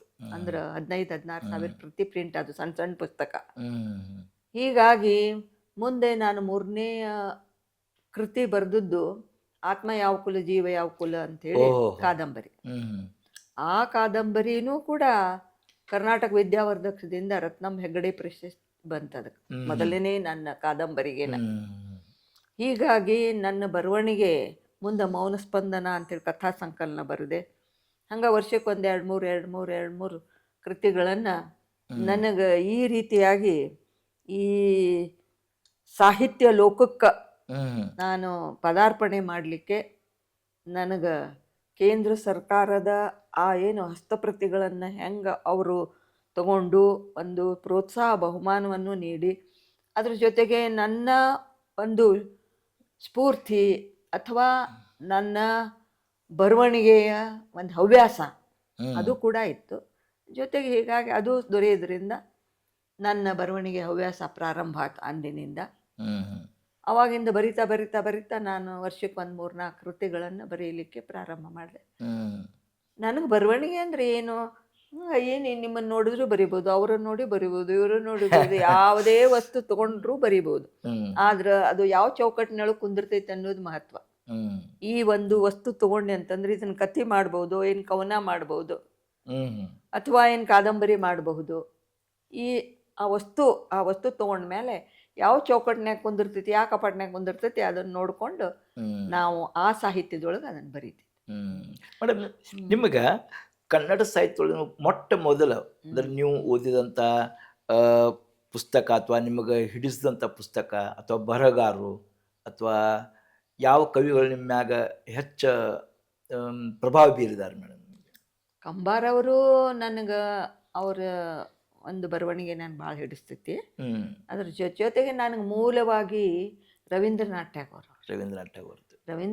ಟ್ಯಾಗೋರ್ ಅವರ ಕಥೆಗಳನ್ನು, ಕಾವ್ಯಕ್ಕಿಂತ ಕಥೆಗಳನ್ನು ನಾನು ಬಹಳ ಓದಿದ್ದೀನಿ. ಮತ್ತು ಅವರ ವಸ್ತು ಕೂಡ ನನಗೆ ಹೆಚ್ಚು ಅವ್ರು ಹಿಡಿಸೋದು ಅವೇ ಕಥೆಗಳು ಮತ್ತು ಅವರ ಬರವಣಿಗೆ ಮತ್ತು ವಸ್ತು. ಅವು ಅನುವಾದ ಕೃತಿಗಳನ್ನು ನಾನು ಓದಿದ್ದೀನಿ.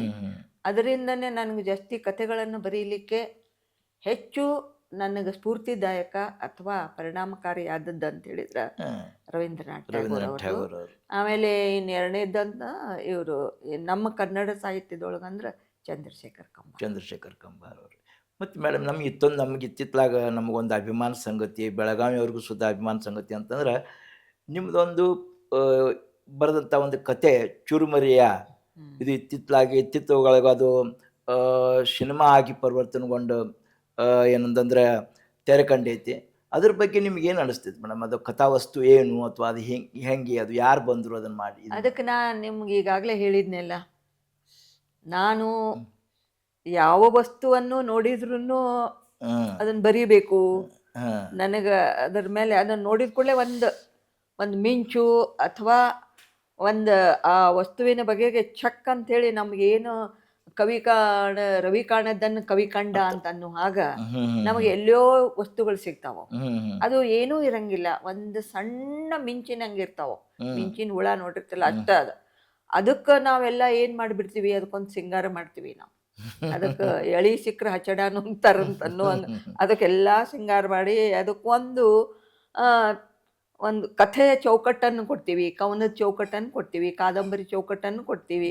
ಹಿಂಗೆ ಅದಕ್ಕೆ ಮಾಡ್ತೀವಿ ನಾವು. ಆ ಚುರುಮುರಿ ಮಾರುವಂಥ ಅವನ ಮೂಲ ಹೆಸರೇ ರಾಮಚಂದ್ರ. ಹ್ಮ್ ಅದರಲ್ಲಿ ನಾನೇನೂ ಬದಲಾವಣೆಯನ್ನು ಮಾಡ್ಕೊಂಡಿಲ್ಲ. ಹ್ಮ್ ಅದು ಆ ರಾಮಚಂದ್ರ ದಿನಾಲೂ ನಮ್ಮ ಮನೆ ಮುಂದೆ ಚುರುಮುರಿ ಮಾರ್ತಿದ್ದ. ಇದು ನಿಜ ಅಂದ್ರೆ ನಿಜ ಜೀವನದ ಕಥೆ ಒಂದು. ವಾಸ್ತವ ಬದುಕಿ. ವಾಸ್ತವ ಬದುಕಿನ ಕತೆ. ಹ್ಮ್ ಅವ ರಾಮಚಂದ್ರ ದಿನಾಲೂ ನಮ್ಮ ಮನೆ ಮುಂದೆ 85 ವರ್ಷ, ಓ 84 ಆಗಿತ್ತು ಅವಾಗ. 85 ವರ್ಷ. ಇಷ್ಟು ಮೊಣಕಾಲ ತೆಳಗೆ ಒಂದು ಮಾಸಿದ ಅಂಗಿ, ಅಷ್ಟು ಉದ್ದನ್ ಮಾಸಿದ ಅಂಗಿ ಇರ್ತಿತ್ತು. ಒಂದು ಸಣ್ಣ ಇದು ಹಾಫ್ ಪ್ಯಾಂಟ್ ಅಂದ್ರೆ ಹಾಫ್ ಪ್ಯಾಂಟ್ ಹಾಕೊಂಡಿರ್ತಿದ್ದ. ಹ್ಮ್ ಮತ್ತು ಒಂದು ಸೈಕಲ್, ಅದೆಲ್ಲ ಸ್ವಲ್ಪ ಜಂಗ ಹತ್ತಿತ್ತು, ಮುರಿದ ಸೈಕಲ್ ಇತ್ತು. ಹ್ಮ್ ಅವಾಗ ಅದ್ರ ಮೇಲೆ ಕುಂದ್ರಕ್ಕೆ ಬರ್ತಿದ್ದಿಲ್ಲ, ಸೀಟಿನ ಮೇಲೆ ಕುಂದ್ರಕ್ಕೆ ಬರ್ತಿದ್ದಿಲ್ಲ, ಸೈಕಲ್ ಸೀಟಿನ ಮೇಲೆ. ಹ್ಮ್ ಹ್ಮ್ ಹ್ಮ್ ಹ್ಮ್ ಅದು ಅವ ಎಲ್ಲ ಸೈಕಲ್ಗೆ ನಡ್ಕೋತನ ತೊಗೊಂಡು ಹೋಗಿದ್ದ. ಅದ ಒಂದು ಅವನ ಅಂಗಡಿ, ಅದು ಓಹೋ ಅಂಗಡಿ. ಅದ್ರೊಳಗೆ ಹಿಂದೆ ತಟ್ಟಿನ ಚೀಲ ಹಾಕೊಂಡು ಚುನ್ಮುರಿ ಇರ್ತಿದ್ದ ಎರಡು ಕಡೆ. ಮುಂದೆ ಈ ಗುಟ್ಕಾ ಚೀಲಗಳು ಇರ್ತಾವಲ್ಲ, ಅದ್ರೊಳಗೆ ಕಡ್ಲಿ, ಶೇಂಗಾ, ಪುಟಾಣಿ, ಹ್ಮ್ ಆಮೇಲೆ ಇದು ಅಲ್ಲಿಪಾಕ, ಹ್ಮ್ ಅಲ್ಲಿಪಾಕ ಅವನ್ನೆಲ್ಲ ಇಟ್ಕೊಂಡು ಸಣ್ಣ ಸಣ್ಣ ಚೀಟ್ ಮಾಡ್ಕೊಂಡು ಬರ್ತಿದ್ದ. ಅವ ಚುರುಮುರಿಯನ್ನು ಅವ ಏನೂ ಆಧುನಿಕ ಇದನ್ನೇನು ಹಚ್ಚಿರಲಿಲ್ಲ ಅದಕ್ಕೆ, ಚುರುಮುರಿ ಅಂತ ಹ್ಮ್ ಮಾರೋ ಸಲುವಾಗಿ. ಇದನ್ನು ಮಾಡ್ಕೊತ ಚುರುಮುರಿ ಅಂತ ಒದರ್ಕೊತಾನೆ ಹೋಗ್ತಿದ್ದ ಅವ ಪಾಪ.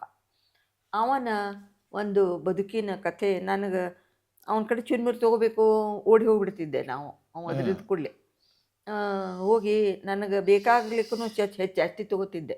ನಮ್ಮ ಯಾರ್ಯಾರ ಮನೆಗೆ ಹೋದ್ರೆ ಉಪ್ಪಿನ ಶೇಂಗಾನ ಒಯ್ಯೋದು, ಮತ್ತು ಕಡ್ಲಿನ ಒಯ್ಯೋದು, ಡಾಣಿನ ಒಯ್ಯೋದು. ಅವನ ಹಂತಕ್ಕೆ ಏನು ಸಿಗ್ತೈತೆ ಅದನ್ನ ತೊಗೊಂಡು ಹೋಗೋದು. ಈಗಂದ್ರೆ ಊರಿಗೆ ಅದು ಹೋದ್ನೆ ಅಂದ್ರೆ.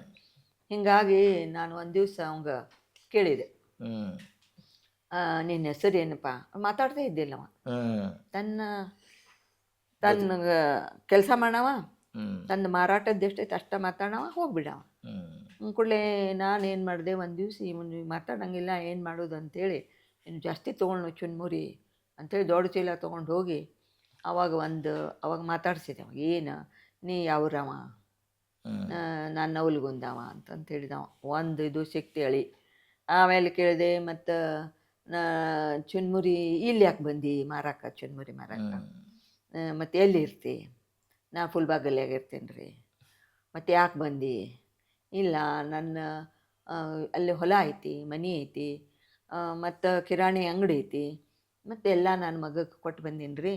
ಮತ್ತು ಸ್ವಲ್ಪ ಅವ್ನು ಕುಡಿತಿದ್ದ, ಅವ್ನು ಮದುವೆ ಮಾಡೋಣಂತ ಚಲೋ ಮದುವೆ ಮಾಡಿದೆ.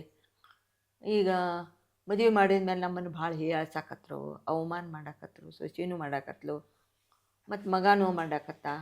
ಸೊಸೆ ಅಂದರೆ ಹಂಗೆ ತಡ್ಕೊಬ, ಮಗನೂ ನನಗೆ ಹಂಗೆ ಮಾಡಾಕತ್ಕೊಳ್ಳಿ, ನಾವು ಹೆಂಡತಿ ಗಂಡ ಇಬ್ಬರು ಎಲ್ಲ ಆಸ್ತಿ ಬಿಟ್ಟು ಇಲ್ಲೇ ಫುಲ್ಬಾಗಲ್ಯಾಗ ಅದೀವಿ ಅಂತಂತೇಳಿ.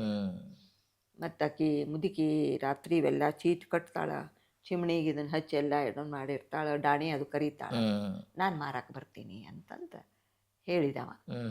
ಅದರ ಒಂದು ವಸ್ತುವನ್ನು ತಕ್ಕೊಂಡು ನಾನು ಆ ಶ್ರೀರಾಮಚಂದ್ರ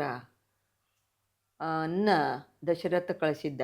ಈಗ ರಾಮಚಂದ್ರನ ದಶರಥನ ಹೊರಗೆ ಹಾಕಿದ ಅಂತೇಳಿ ನಾನು ಆ ವಸ್ತುವನ್ನು ತಕ್ಕೊಂಡು ಒಂದು ಹಿರಿಯ ನಾಗರಿಕರು ವೃದ್ಧಾಪ್ಯದ ವಸ್ತುವಿನ ಮೇಲೆ ಒಂದು ಸಮಾಜಕ್ಕೊಂದು ಮೆಸೇಜ್ ಹಾಕಿದ್ರಿ.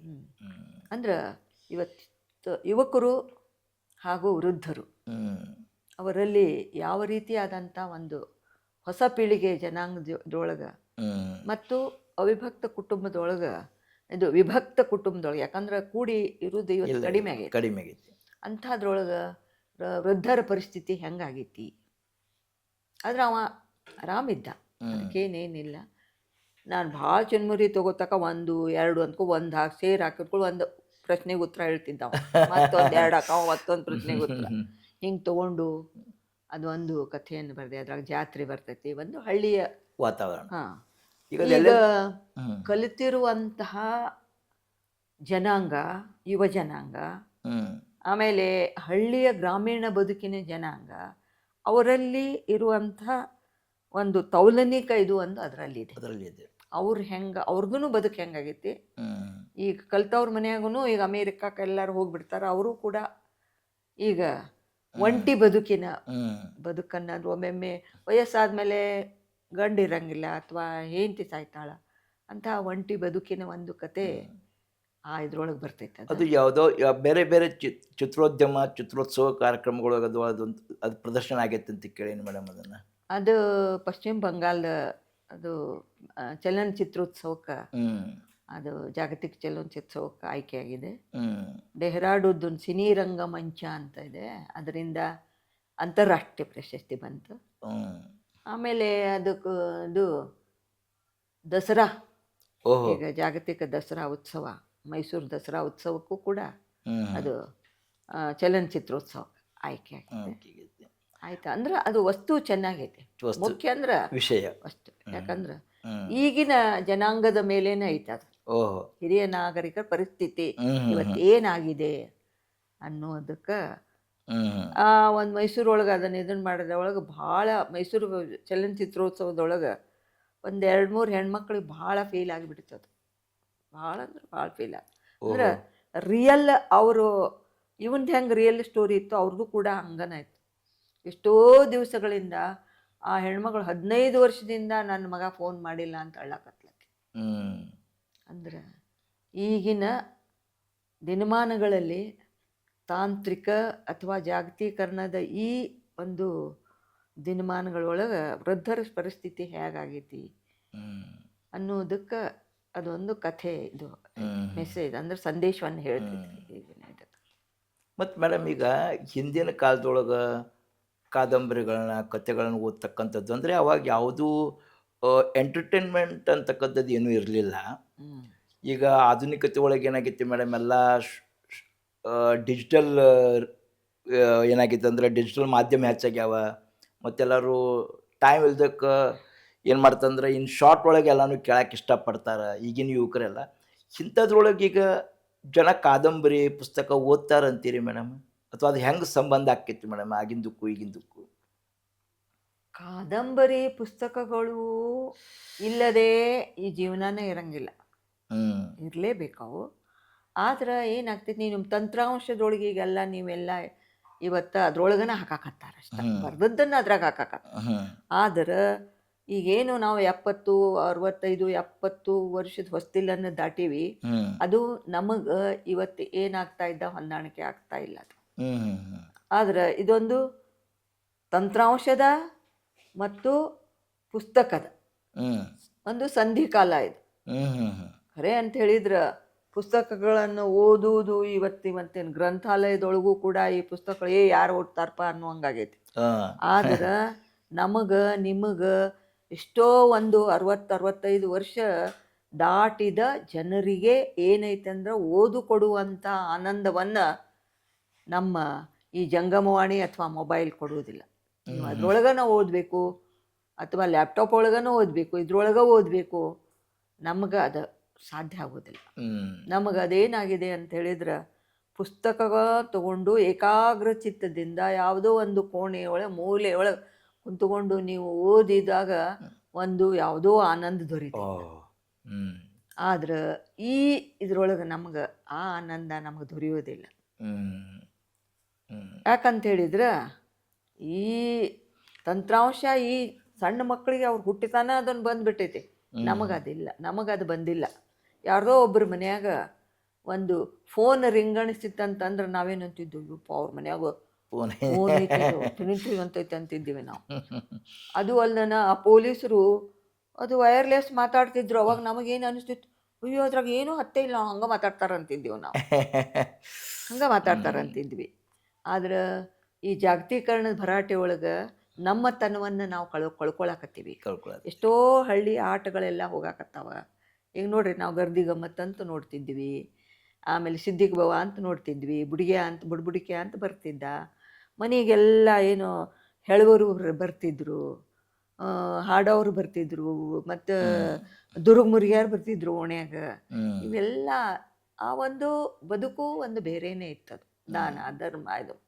ಆದ್ರೆ ಈ ತಾಂತ್ರಿಕತೆ ಒಳಗೆ ನಾವು ನಮ್ಮ ತನವನ್ನು ಅಸ್ಮಿತೆಯನ್ನು ಉಳಿಸ್ಕೊಳ್ಬೇಕಾತಂತ ಹೇಳಿದ್ರೆ ನಾವು ನಮ್ಮ ಕಲೆ, ಸಾಹಿತ್ಯ ಮತ್ತು ಸಂಗೀತ ಅವನ್ನೆಲ್ಲ ಉಳಿಸ್ಕೊಂಡಾಗ ನಮ್ಮ ಜನಾಂಗ ಏನು ಅಲೆಮಾರಿ ಜನಾಂಗ ಕಲೆಗಳು ಏನದ ಅವೆಲ್ಲ ಉಳಿದಾಗ ನಮ್ಮ ಅಸ್ಮಿತೆ ಉಳಿತೈತಿ. ಓ ಅದನ್ನು ನಾವು ಕಳೆದುಕೊಂಡಿವಿ ಅಂತಂತಂದ್ರೆ ನಮ್ಮ ಅಸ್ಮಿತೆ ಉಳಿಯೋದಿಲ್ಲ. ಮುಖ್ಯವಾಗಿ ಇರುವುದು ಅಂತ ಹೇಳಿದ್ರೆ ಭಾಷೆ ನಮ್ಮ ಅಸ್ಮಿತೆ. ನಿಮ್ಮ ಭಾಷೆ ಹೋತಂತ ಹೇಳಿದ್ರೆ ನುಡಿ ಇಲ್ಲದಾಗ ನಾಡಿಲ್ಲ, ನುಡಿ ಇದ್ರೆ ನಾಡು. ಯಾವುದೇ ಈ ಇಡೀ ಎಲ್ಲ ಭಾರತದ ಹಲವಾರು ರಾಜ್ಯಗಳದಾವಲ್ಲ, ಆ ಎಲ್ಲ ರಾಜ್ಯಗಳೊಳಗೆ ತಮ್ಮ ತಮ್ಮದೇ ಆದಂಥ ಭಾಷೆ ಐತಲ್ಲ, ಆ ನುಡಿ ಬದುಕಿದಾಗ ಮಾತ್ರ ನಾಡು ಬದುಕ್ತೈತಿ. ಓ ನುಡಿ ನೀವು ಕಳ್ಕೊಂಡ್ರಿ ನಾಡು ಭೂಮಿ ಉಳಿಯುವುದಿಲ್ಲ. ನುಡಿ ಬಹಳ ಮುಖ್ಯ. ಅದ್ರ ಜೊತೆಗೆ ಈ ಎಲ್ಲ ನಮ್ಮ ಏನು ದಟ್ಟಿ ಕುಣಿತ ಅಂತೀವಿ, ಸೋಮನ ಕುಣಿತ ಅಂತೀವಿ, ಆಮೇಲೆ ಪೂಜಾ ಕುಣಿತ ಅಂತೀವಿ, ಇವೆಲ್ಲ ಅಂದ್ರೆ ನಮ್ಮ ಪಾರಿಜಾತ ಅಂತೀವಿ, ದಪ್ಪಿನಾಟ ಅಂತೀವಿ, ಮತ್ತು ನಮ್ಮ ನಾಟಕಗಳು ಅಂತೀವಿ, ನಮ್ಮ ಸಂಗೀತ ಅಂತೀವಿ, ನೃತ್ಯ ಅಂತೀವಿ. ಇವೆಲ್ಲ ನಮ್ಮ ಕರ್ನಾಟಕದ ಒಂದು ಅಸ್ಮಿತೆ.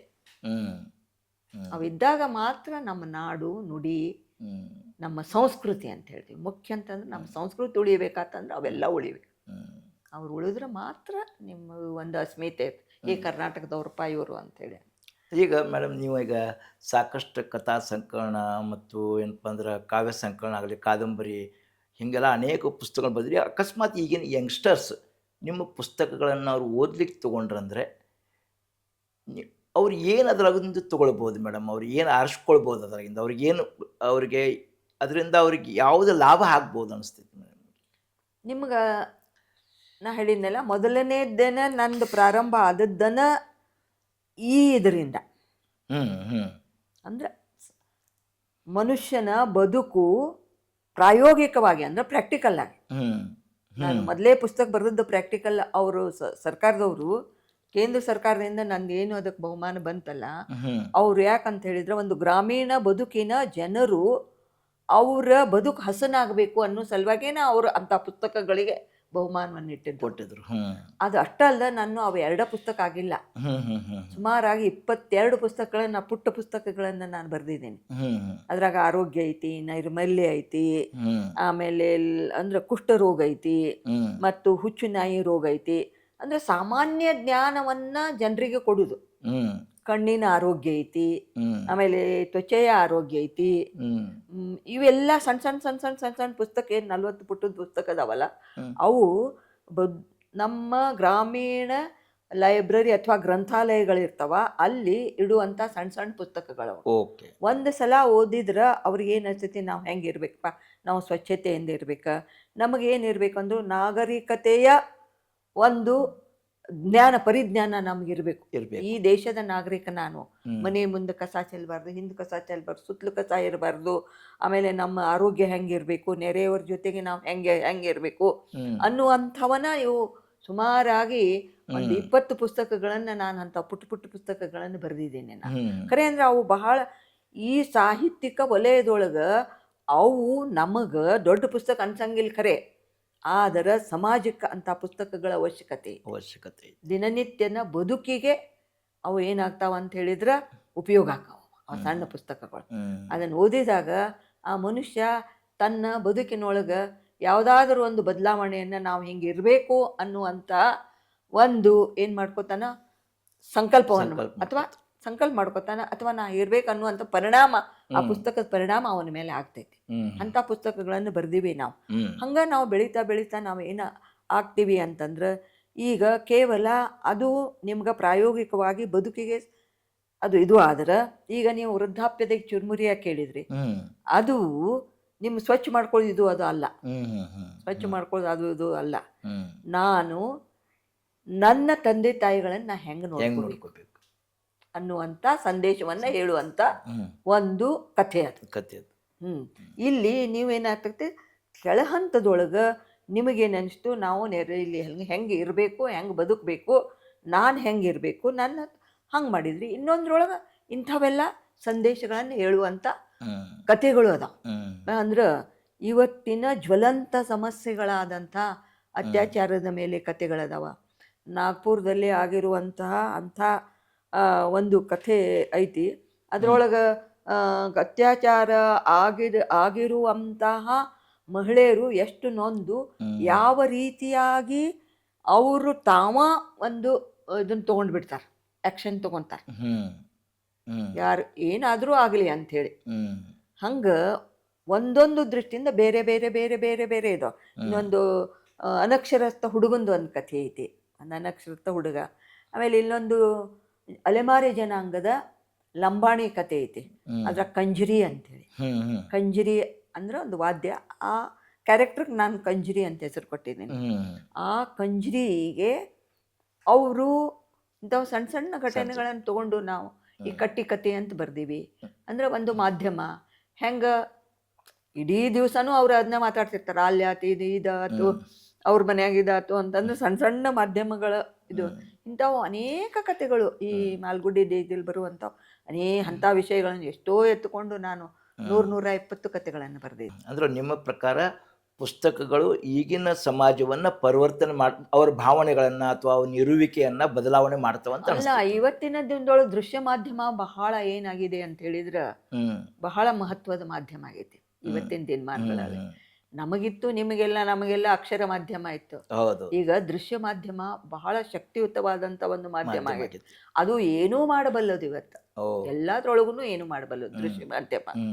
ಆದ್ರೆ ನಾವು ದೃಶ್ಯ ಮಾಧ್ಯಮವನ್ನೇ ನಾವು ಇದನ್ನ ಮಾಡಬಾರ್ದು. ನಾವು ಅಕ್ಷರ ಮಾಧ್ಯಮವನ್ನೂ ಕೂಡ, ನಾವು ಪುಸ್ತಕ ಮಾಧ್ಯಮವನ್ನೂ ಕೂಡ ನಾವು ಏನು ಮಾಡಬೇಕು, ಅದನ್ನು ಉಳಿಸ್ಕೊಂಡು ಹೋಗ್ಬೇಕು. ಅದೇ ಒಂದು ದೇಶದ ಒಂದು ಸಂಸ್ಕೃತಿ. ಅದು ಸಾಹಿತಿಗಳು ಮತ್ತು ಸಾಹಿತ್ಯ, ದೇಶದ ಸಂಸ್ಕೃತಿ ಎಲ್ಲವನ್ನೂ ನಾವು ಈ ಇದ್ರೊಳಗನ ಹಾಕಬೇಕು ಅನ್ನುವಂಥ ಹುನ್ನಾರ ಮಾಡಬಾರ್ದು. ಪುಸ್ತಕ ಸಂಸ್ಕೃತಿ ನಮ್ಮಲ್ಲಿ ಇರಲೇಬೇಕು, ಅದನ್ನು ನಾವು ಬೆಳೆಸ್ಕೊಂಡು ಹೋಗಲೇಬೇಕು. ಆಮೇಲೆ ಅಂದರೆ ಮೇಡಮ್, ದೃಶ್ಯ ಮಾಧ್ಯಮಕ್ಕೂ ಮೂಲತಃ ಅಕ್ಷರ ಮಾಧ್ಯಮನೇ ಬೇಕಾಗ್ತೈತಿ. ಅದು ಮೂಲತಃ ಅಕ್ಷರ ಮಾಧ್ಯಮನೇ ಬೇಕು. ಆದ್ರೆ ಈಗ ಏನು ಮಾಡಿಬಿಡ್ತಾರೆ, ಇದ್ರೊಳಗನ ಟೈಪ್ ಮಾಡಿ ಇದ್ರಾಗನ ಇಟ್ಬಿಡ್ತಾರೆ, ಇದ್ರಾಗ ಹಚ್ಚಾಕ್ಬಿಡ್ತಾರೆ ಅವ್ರು, ಬಡ ಬಡ ಬಡ ಬಡ ಇದ್ರಾಗ. ಮತ್ತು ಮೇಡಮ್, ಈಗಿನ ಏನು ಬದಲಾವಣೆ ಐತಲ್ರ ಮೇಡಮ್, ತಾಂತ್ರಿಕತೆ ಆಗಲಿ ಅಥವಾ ಆಧುನಿಕತೆ ಆಗಲಿ ಅಥವಾ ಈಗಿನ ಪರಿಸ್ಥಿತಿ, ಜನರ ಪರಿಸ್ಥಿತಿ, ಇವೆಲ್ಲ ಈಗೇನು ಇದೆಲ್ಲ ನಿಮ್ಮ ಬರವಣಿಗೆ ಮೇಲೆ ಪರಿಣಾಮ ಬೀಳ್ತದ ಮೇಡಮ್? ಇದು ಆಗ್ತದೆ, ಬರವಣಿಗೆ ಮೇಲೆ ಪರಿಣಾಮ ಆಗ್ತೈತ್ರಿ. ಈಗಿನ ತಾಂತ್ರಿಕತೆದು, ಜಾಗತೀಕರಣದ್ದು ಸಾಕಷ್ಟು ಪರಿಣಾಮ ಆಗ್ತೈತಿ. ಆದ್ರೆ ಹಳೆ ಬೇರು ಹೊಸ ಚಿಗುರು, ನಾವು ಇದನ್ನು ಕಲಿಬೇಕಾಗ್ತೈತಿ. ಆದ್ರೆ ನಾವು 60-70 ವರ್ಷ ಆದ್ಮೇಲೆ ನಾವು ಇದಕ್ಕೆ ಹೊಂದಾಣಿಕೆ ಆಗೋದಿಲ್ಲ. ಹಿಂಗಾಗಿ ನಮ್ಮ ಯುವ ಪೀಳಿಗೆಗೆ ನಮಗೆ ಬಹಳಷ್ಟು ಏನಾಗ್ತವೆ ಅಂತರ ಕಾರಣ, ವಿಚಾರಗಳು ಬದಲಾವಣೆ ಆಗಲಿಕ್ಕೆ, ಆಮೇಲೆ ಅವರನ್ನು ನಾವು ಹೊಂದಾಣಿಕೆ ಮಾಡ್ಕೊಳ್ಳಿಕ್ಕೆ, ಅವ್ರು ನಮ್ಮ ಜೊತೆಗೆ ಹೊಂದಾಣಿಕೆ ಆಗಲಿಕ್ಕೆ ಆಗುವಂಥ ಏನು ಟಗ್ ಆಫ್ ವಾರ್ ನಡೆದಿದೆಯಲ್ಲ, ಇದಕ್ಕೆ ಏನಾಗ್ತದೆ, ನೀವು ಭಾಳ ಫಾಸ್ಟ್ ನಡೆದೈತಿ ಇವತ್ತೇನು ಜಗತ್ತು, ಭಾಳ ಫಾಸ್ಟ್. ಅಷ್ಟು ಅವಾಗೇನು ನಾವು ಪತ್ರ ಬರೀತಿದ್ವಿ, ಎಷ್ಟು ಚಂದ ಪತ್ರಗಳನ್ನು ಬರೀತಿದ್ವಿ, ಕಾಯ್ದಿರಿಸ್ತಾ ಇದ್ವಿ ಪತ್ರಗಳನ್ನು ಬರೀತಿದ್ವಿ. ಇವತ್ತು ಆ ಪತ್ರಗಳು ಎಲ್ಲಿ ಉಳ್ದಾವ? ಪತ್ರಗಳು ಉಳಿಯಲಿಲ್ಲ. ಅದು ನೀವನ್ನ ಕಾಯಿಸ್ಕೊಂಡು ನೀವು ಇಟ್ಕೋತಿದ್ರಿ ಅವಾಗ. ಹೌದೌದು.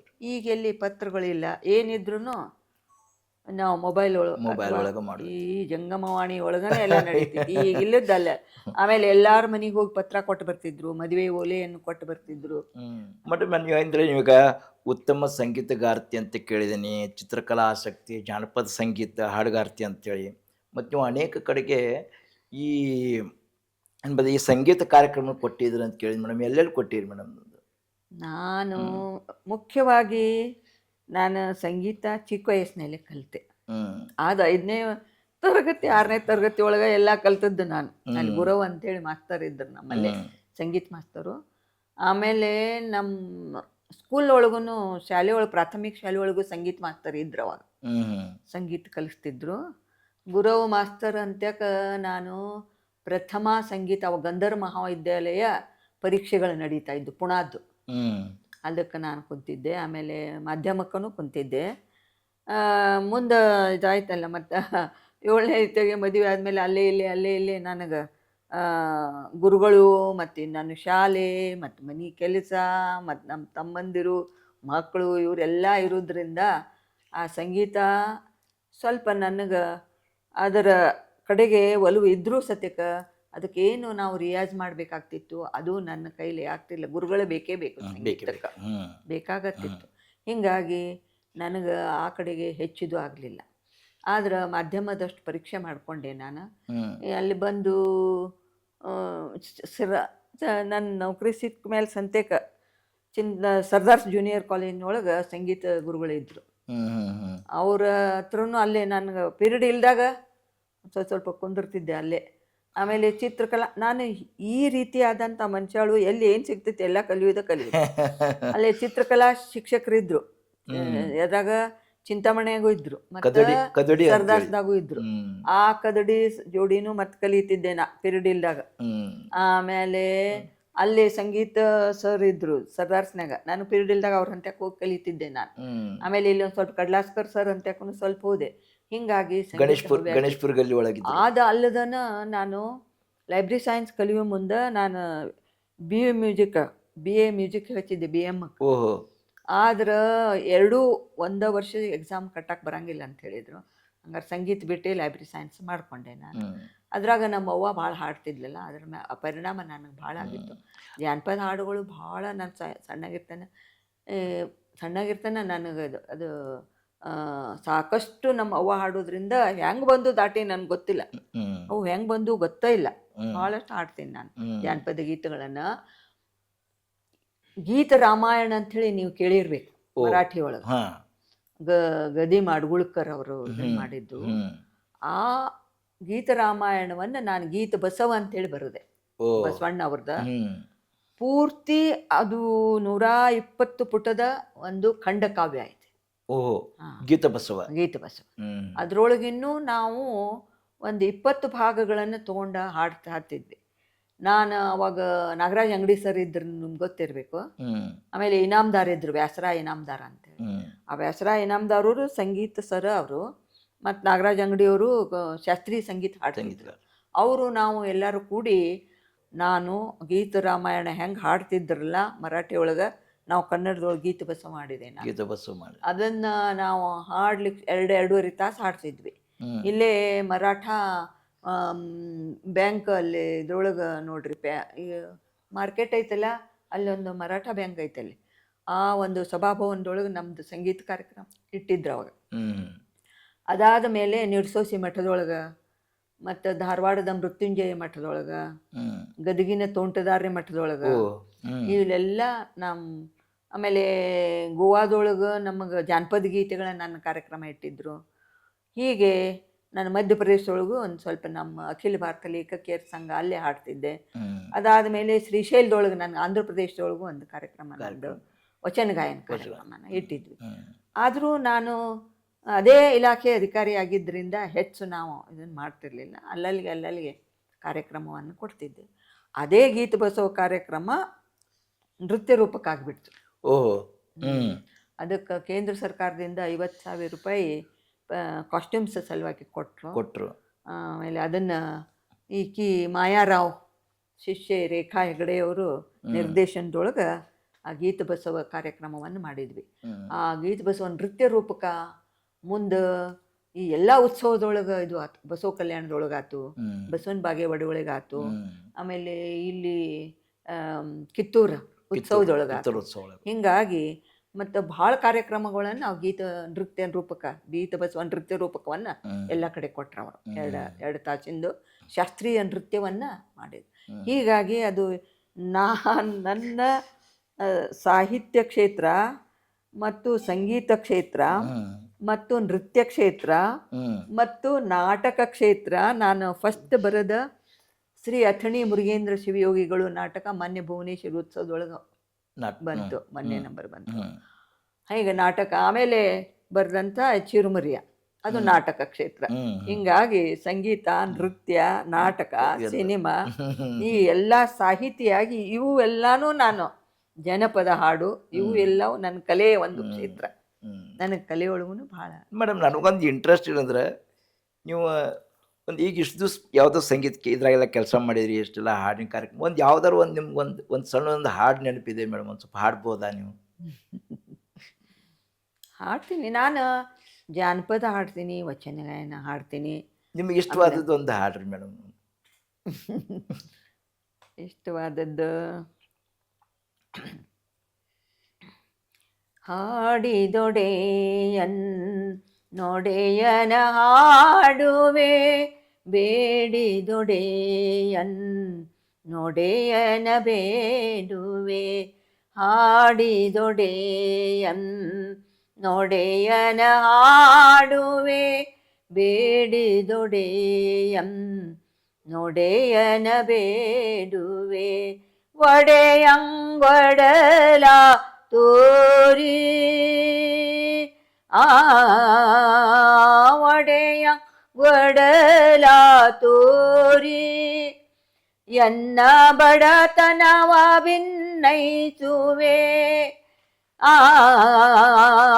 ಒಡೆಯ ಒಡಲ ತೋರಿ, ಎನ್ನ ಬಡತನವ ಭಿನ್ನೈಸುವೆ. ಒಡೆಯ ಮಹಾದಾನಿ ಕೂಡಲ ಸಂಗಯ್ಯ, ದೇವರಿಗೆ ಶರಗೊಡ್ಡಿ ಬೇಡುವೆ. ನಾ ದೇವರಿಗೆ ಶರಗೊಡ್ಡಿ ಬೇಡುವೆ. ನಾ ದೇವರಿಗೆ ಶರಗೊಡ್ಡಿ ಬೇಡುವೆ. ಹಾಡಿದೊಡೆಯನ್ ನೊಡೆಯನ ಹಾಡುವೆ, ಬೇಡಿದೊಡೆಯನ್ ನೊಡೆಯನ ಬೇಡುವೆ. ಒಡೆಯಂಗೊಡಲ ತೋರಿ ಒಡೆಯ ಒಡಲ ತೋರಿ, ಎನ್ನ ಬಡತನವ ಭಿನ್ನೈಸುವೆ. ಒಡೆಯ ಮಹಾರಾಣಿ ಕೂಡಲ ಸಂಗಯ್ಯ, ದೇವರಿಗೆ ಶರಗೊಡ್ಡಿ ಬೇಡುವೆ. ನಾ ದೇವರಿಗೆ ಶರಗೊಡ್ಡಿ ಬೇಡುವೆ. Great great madam. ನೀವು ನಿಮ್ಮನ್ನು ಇಲ್ಲಿ ಮಟ್ಟ ನಾನು ಬರೀ ಟೀಚರ್ ಅಂತ ನೋಡಿದ್ದೆ, ಇವತ್ತು ಬೇರೆ ಲೋಕಕ್ಕೆ ಕರ್ಕೊಂಡು ಹೋದ್ರಿ ಮೇಡಮ್ ನನಗೆ. ಇವತ್ತು ಮೇಡಮ್ ನೀವು ನಮ್ಮ ಕನ್ನಡ ಕಂಪನ್ನು ನೀವು ಹರಡಿ ಬಂದಿದ್ದೀರಿ, ಸಾಕಷ್ಟು ಸಾಹಿತ್ಯ ಸಮ್ಮೇಳನದಲ್ಲಿ ಕಾರ್ಯಕ್ರಮದಲ್ಲಿ ಭಾಗವಹಿಸಿರಿ. ಯಾವ್ಯಾವ ದೇಶದೊಳಗೆ ಹೋಗಿ ಬಂದಿರಿ ಮೇಡಮ್? ಅಲ್ಲಿದ್ದಕ್ಕೂ ಇಲ್ಲಕ್ಕೆ ಅಲ್ಲಿ ನಿಮಗೆ ಯಾವ ರೀತಿಯಾದಂಥ ಅನುಭವ ಆಯಿತು ಮೇಡಮ್ ಅಲ್ಲಿದು? ತಾಂತೆ ಬೆಂಗಳೂರು ಅಂತಿ ಸರಿನೇ ಸರಿ, ನಮ್ಮ ಸ್ಟೇಟದ್ದಿದ್ದು. ಇಲ್ಲೇ ರಾಣಿ ಚೆನ್ನಮ್ಮ ಇದನ್ನ ವಾರ್ಡ್ ನಮಗಿಲ್ಲಿ. ಮುಂದೆ ನಾವು ಭಾರತದ ಎಲ್ಲ ದೇಶಕ್ಕೂ ಹೋಗೀನಿ ನಾನು. ಅಂದ್ರೆ ಸಾಧಾರಣ ಒಂದೆರಡೇನೋ ಬಿಟ್ಟಿದ್ದೀನಿ.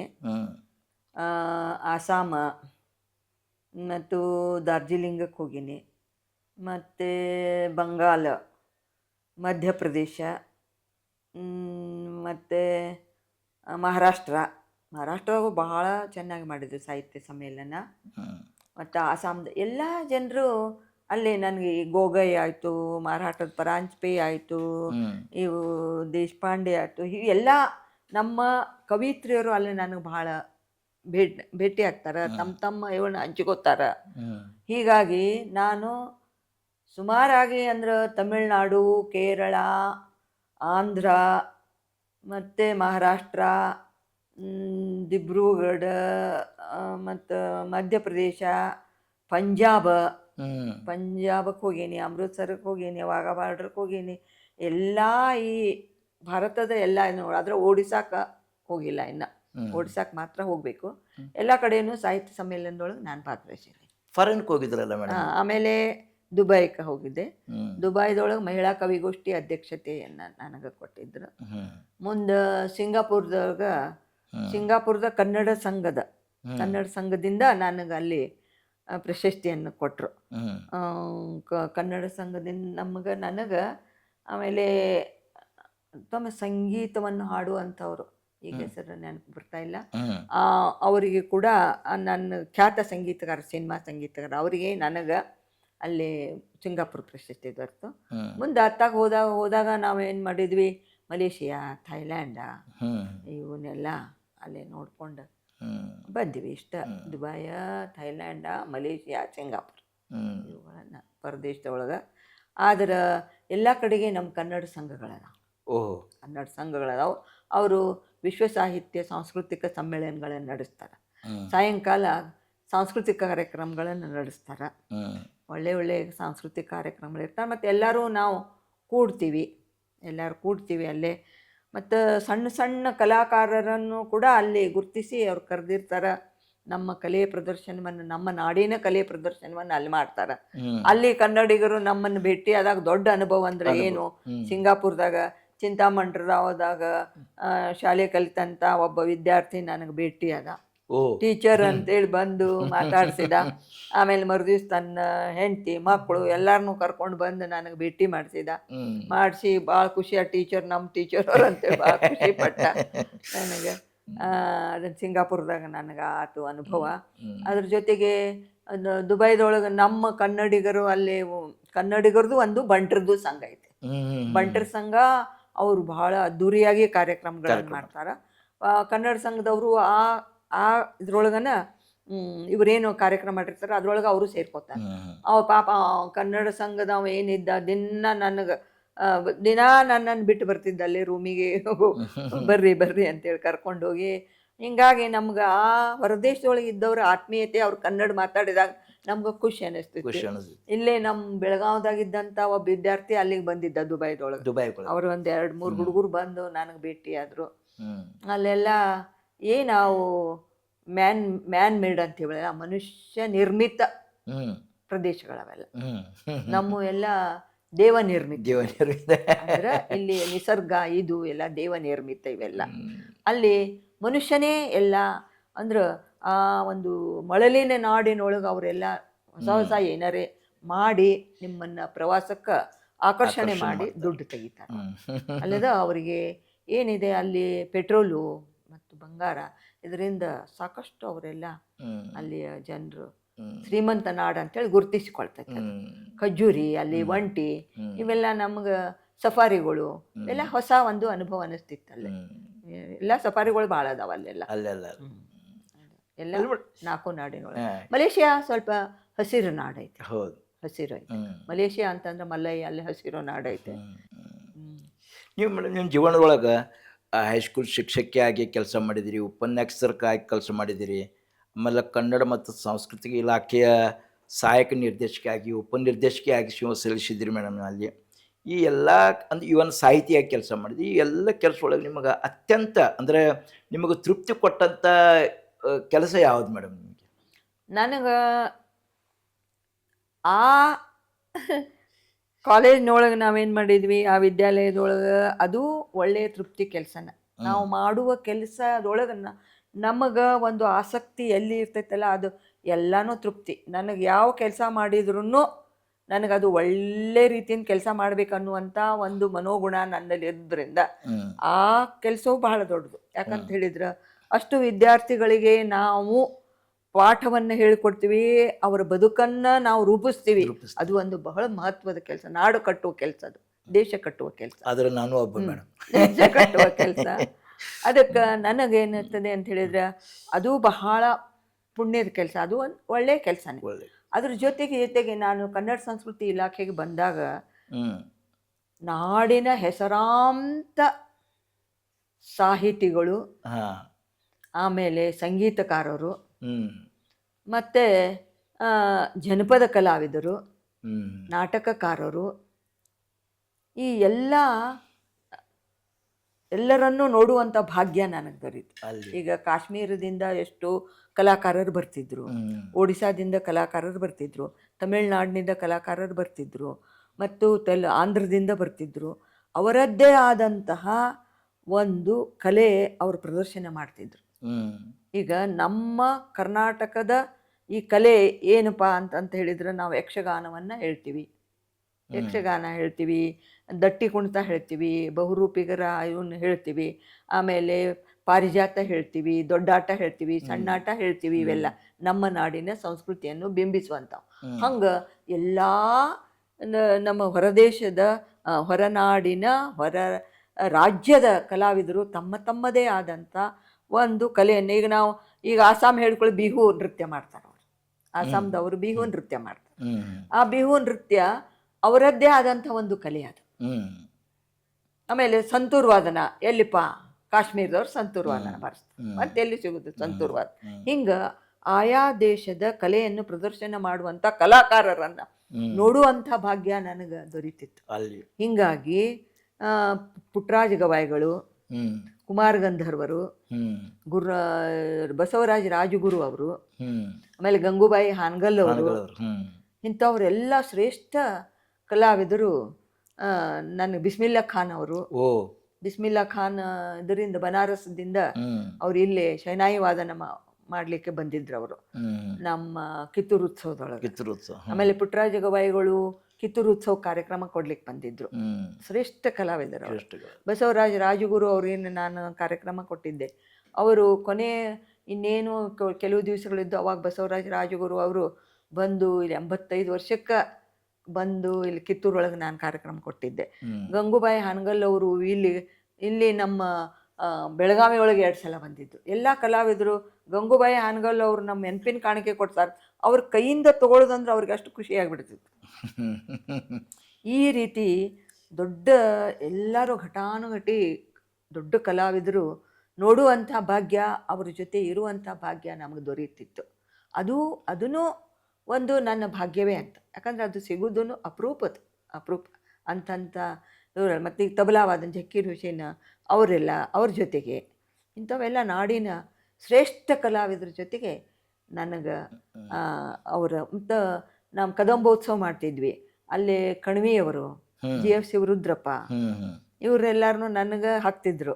ಆಮೇಲೆ ಇವರು ನಮ್ಮ ಚಂದ್ರಶೇಖರ್ ಕಂಬಾರ್ ಅವರು, ಅವರಿಗೆ ನಾನು ನ್ಯೂಡಲ್ ಆಫೀಸರ್ ಅಂದ್ರೆ ನಾನು ಅವರನ್ನು ನೋಡ್ಕೊಳ್ಳಿಕ್ಕೆ ವಿಶೇಷವಾಗಿ ನನ್ನ ಹಾಕ್ತಿದ್ರು ಯಾವಾಗಲೂ. ಆಮೇಲೆ ಚಂದ್ರಶೇಖರ್ ಕಂಬಾರ್ ಅವ್ರ ಜೊತೆಗೇನೆ 2-3 ದಿವಸ ಇರ್ತಿದ್ದೆ ನಾನು, ಕಣ್ವಿಯವ್ರ ಜೊತೆಗೆ 2-3 ದಿವಸ, ಆಮೇಲೆ GS ಶಿವರುದ್ರಪ್ಪರ ಜೊತೆಗೆ ಇರ್ತಿದ್ದೆ. ಹೀಗಾಗಿ ನನಗೆ ಶ್ರೇಷ್ಠ ಕಲಾವಿದರು, ಸಾಹಿತಿಗಳು, ಸಂಗೀತಕಾರರು, ಆಮೇಲೆ ಜಾನಪದ ಕಲಾವಿದರು ಇವ್ರ ಜೊತೆಗೆಲ್ಲ ನನಗೆ ಇರುವಂಥ ಅವಕಾಶ ನನಗೆ ದೊರೆತದ್ದು ಆ ಒಂದು ಇಲಾಖೆ ಒಳಗಿದ್ದಾಗ. ಹೀಗಾಗಿ ನನಗೆ ಆ ಇಲಾಖೆನೂ ದೊಡ್ಡ ಒಂದು ಅವಕಾಶವೇ ನನಗಾಗಿದೆ. ಇದು ಒಂದು ದೊಡ್ಡ ಅವಕಾಶ, ಅದು ಒಂದು ದೊಡ್ಡ ಅವಕಾಶ. ಪ್ರತಿಯೊಂದು ಪ್ರಸಂಗದೊಳಗೆ ಅದರದ್ದೇ ಆದಂಥ ಒಂದು ವಿಶೇಷತೆ. ಹೀಗಾಗಿ ಈ ಇಲಾಖೆನೂ ದೊಡ್ಡದು, ಆ ಇಲಾಖೆನೂ ದೊಡ್ಡದು. ಮೇಡಮ್, ಈಗ ನೀವು 80ರ ಯುವತಿ ಮೇಡಮ್, ನೀವು ಇಂಥ ವಯಸ್ಸಿನೊಳಗು ಇಂಥ ನೀವು ಇಷ್ಟೆಲ್ಲ ಇನ್ನೂ ಪುಸ್ತಕ ಬರಿತಾನೆ ಇದ್ದೀರಿ, ಅದ್ರ ಬಗ್ಗೆ ಮಾತಾಡ್ತಾ ಇದ್ದೀರಿ. ಇವೆಲ್ಲ ಈಗ ನೀವು ಈ ಪುಸ್ತಕಗಳನ್ನ ಬರೀಲಿಕ್ಕೆ ನೀವು ನಿಮ್ಮ ದಿನಚರಿ ಹೆಂಗೆ ಅಡ್ಜಸ್ಟ್ಮೆಂಟ್ ಮಾಡ್ಕೋತೀರಿ, ಟೈಮ್ ಹೆಂಗೆ ಅಡ್ಜಸ್ಟ್ಮೆಂಟ್ ಮಾಡ್ಕೋತೀರಿ ಮೇಡಮ್?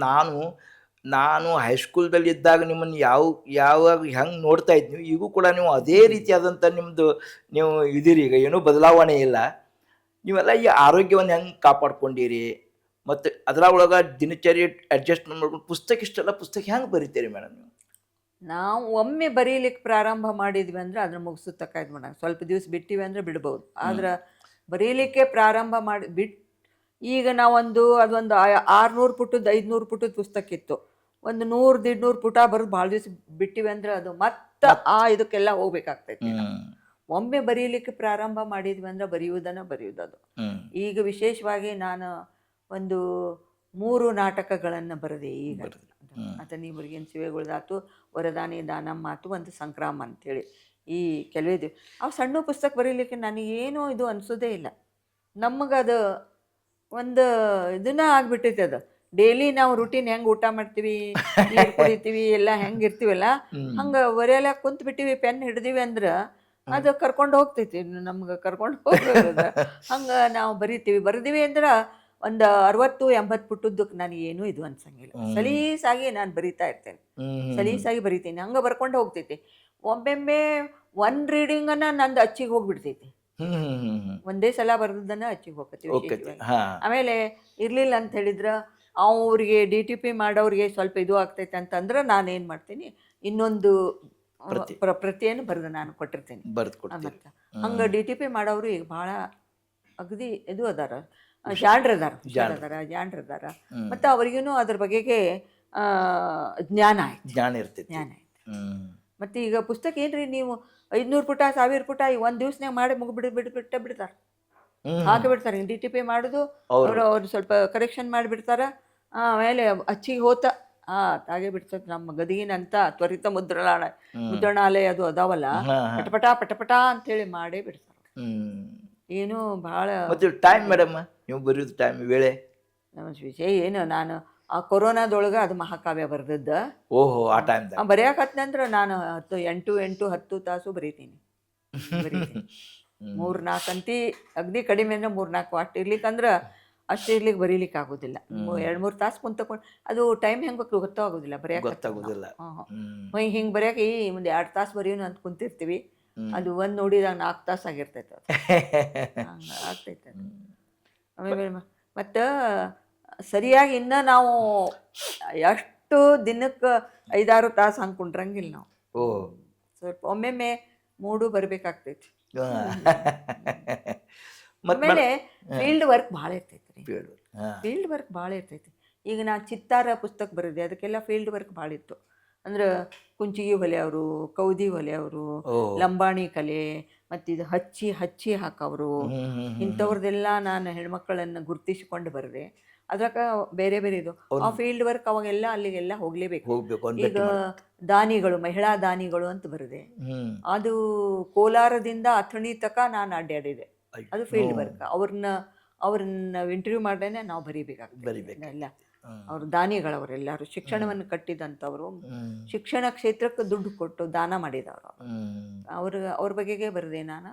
ಅವಾಗೆಲ್ಲ ನಾವು ಫೀಲ್ಡ್ ವರ್ಕ್ ಮಾಡ್ಬೇಕು, ಅವ್ರ ಫೋಟೋ ತಗೋಬೇಕು, ಅವ್ರ ಫೀಲ್ಡ್ ವರ್ಕ್ ನೀವು ಹೆಂಗೆ ಮಾಡ್ತೀರಿ ಹಂಗೆ ನಾವು ಎಲ್ಲ. ಆಮೇಲೆ ತಾಯಂದಿರ ಬಗೆಗೆ ಬರ್ದೀನಿ ಒಂದು 50-60 ಮಂದಿದ. ಎಲ್ಲರೂ ನೀವು ಬರ್ದಿರಲ್ಲ ಒಂದು ತಾಯಿ ಬಗೆಗೆ. ಅದು ಒಂದು 100 ವರ್ಷದ ಸಾಂಸ್ಕೃತಿಕ ಅಧ್ಯಯನ. ಅವಾಗಿನ ತಾಯಂದಿರಿಗೆ ಹೆಂಗಿತ್ತು ಆಗಿದ್ದಿದ್ರು ಅದು.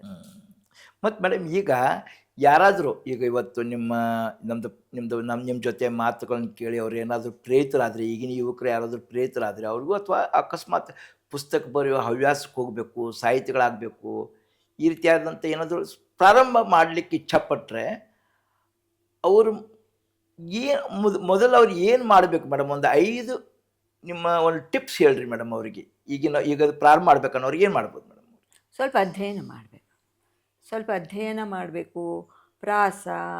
ಪ್ರಾಸದ ಬಗೆಗೆ ಅವರಿಗೆ ಸ್ವಲ್ಪ ಜ್ಞಾನ ಇರಬೇಕು. ಆಮೇಲೆ ಭಾಷೆ, ಶ್ರೀಮಂತ ಭಾಷೆ, ಶ್ರೀಮಂತ ಶಬ್ದ, ಶ್ರೀಮಂತ ಭಾಷೆ.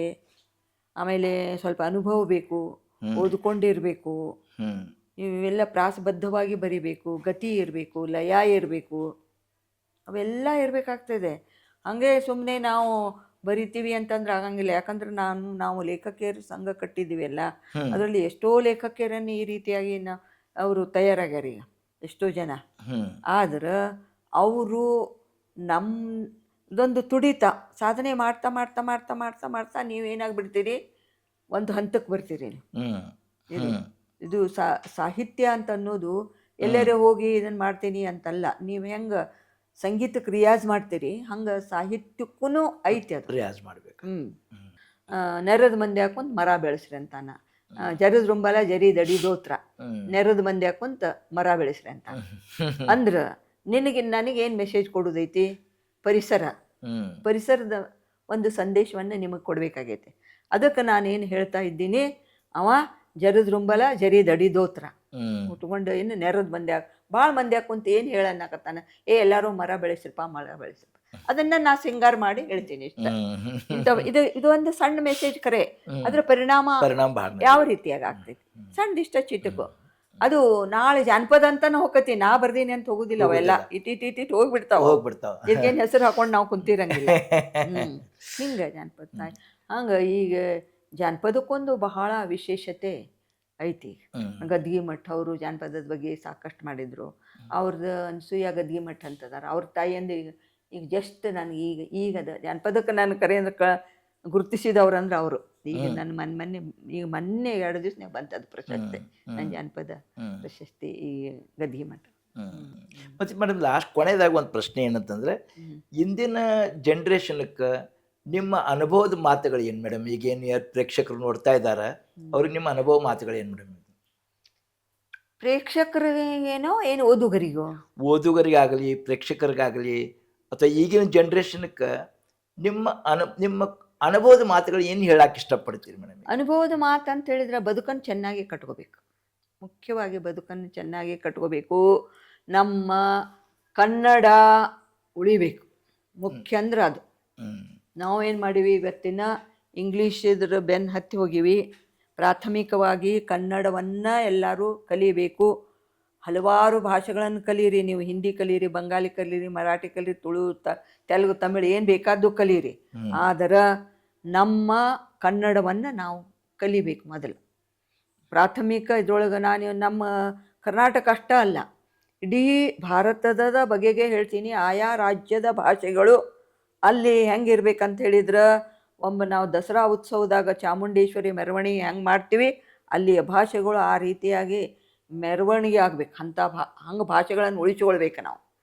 ನಿಮಗೆ ನಾ ಒಂದೇ ಮಾತು ಹೇಳಿದೆ ಮೊದಲು, ಏನಂತ, ನುಡಿ ಇಲ್ಲದಾಗ ನಾಡಿಲ್ಲ.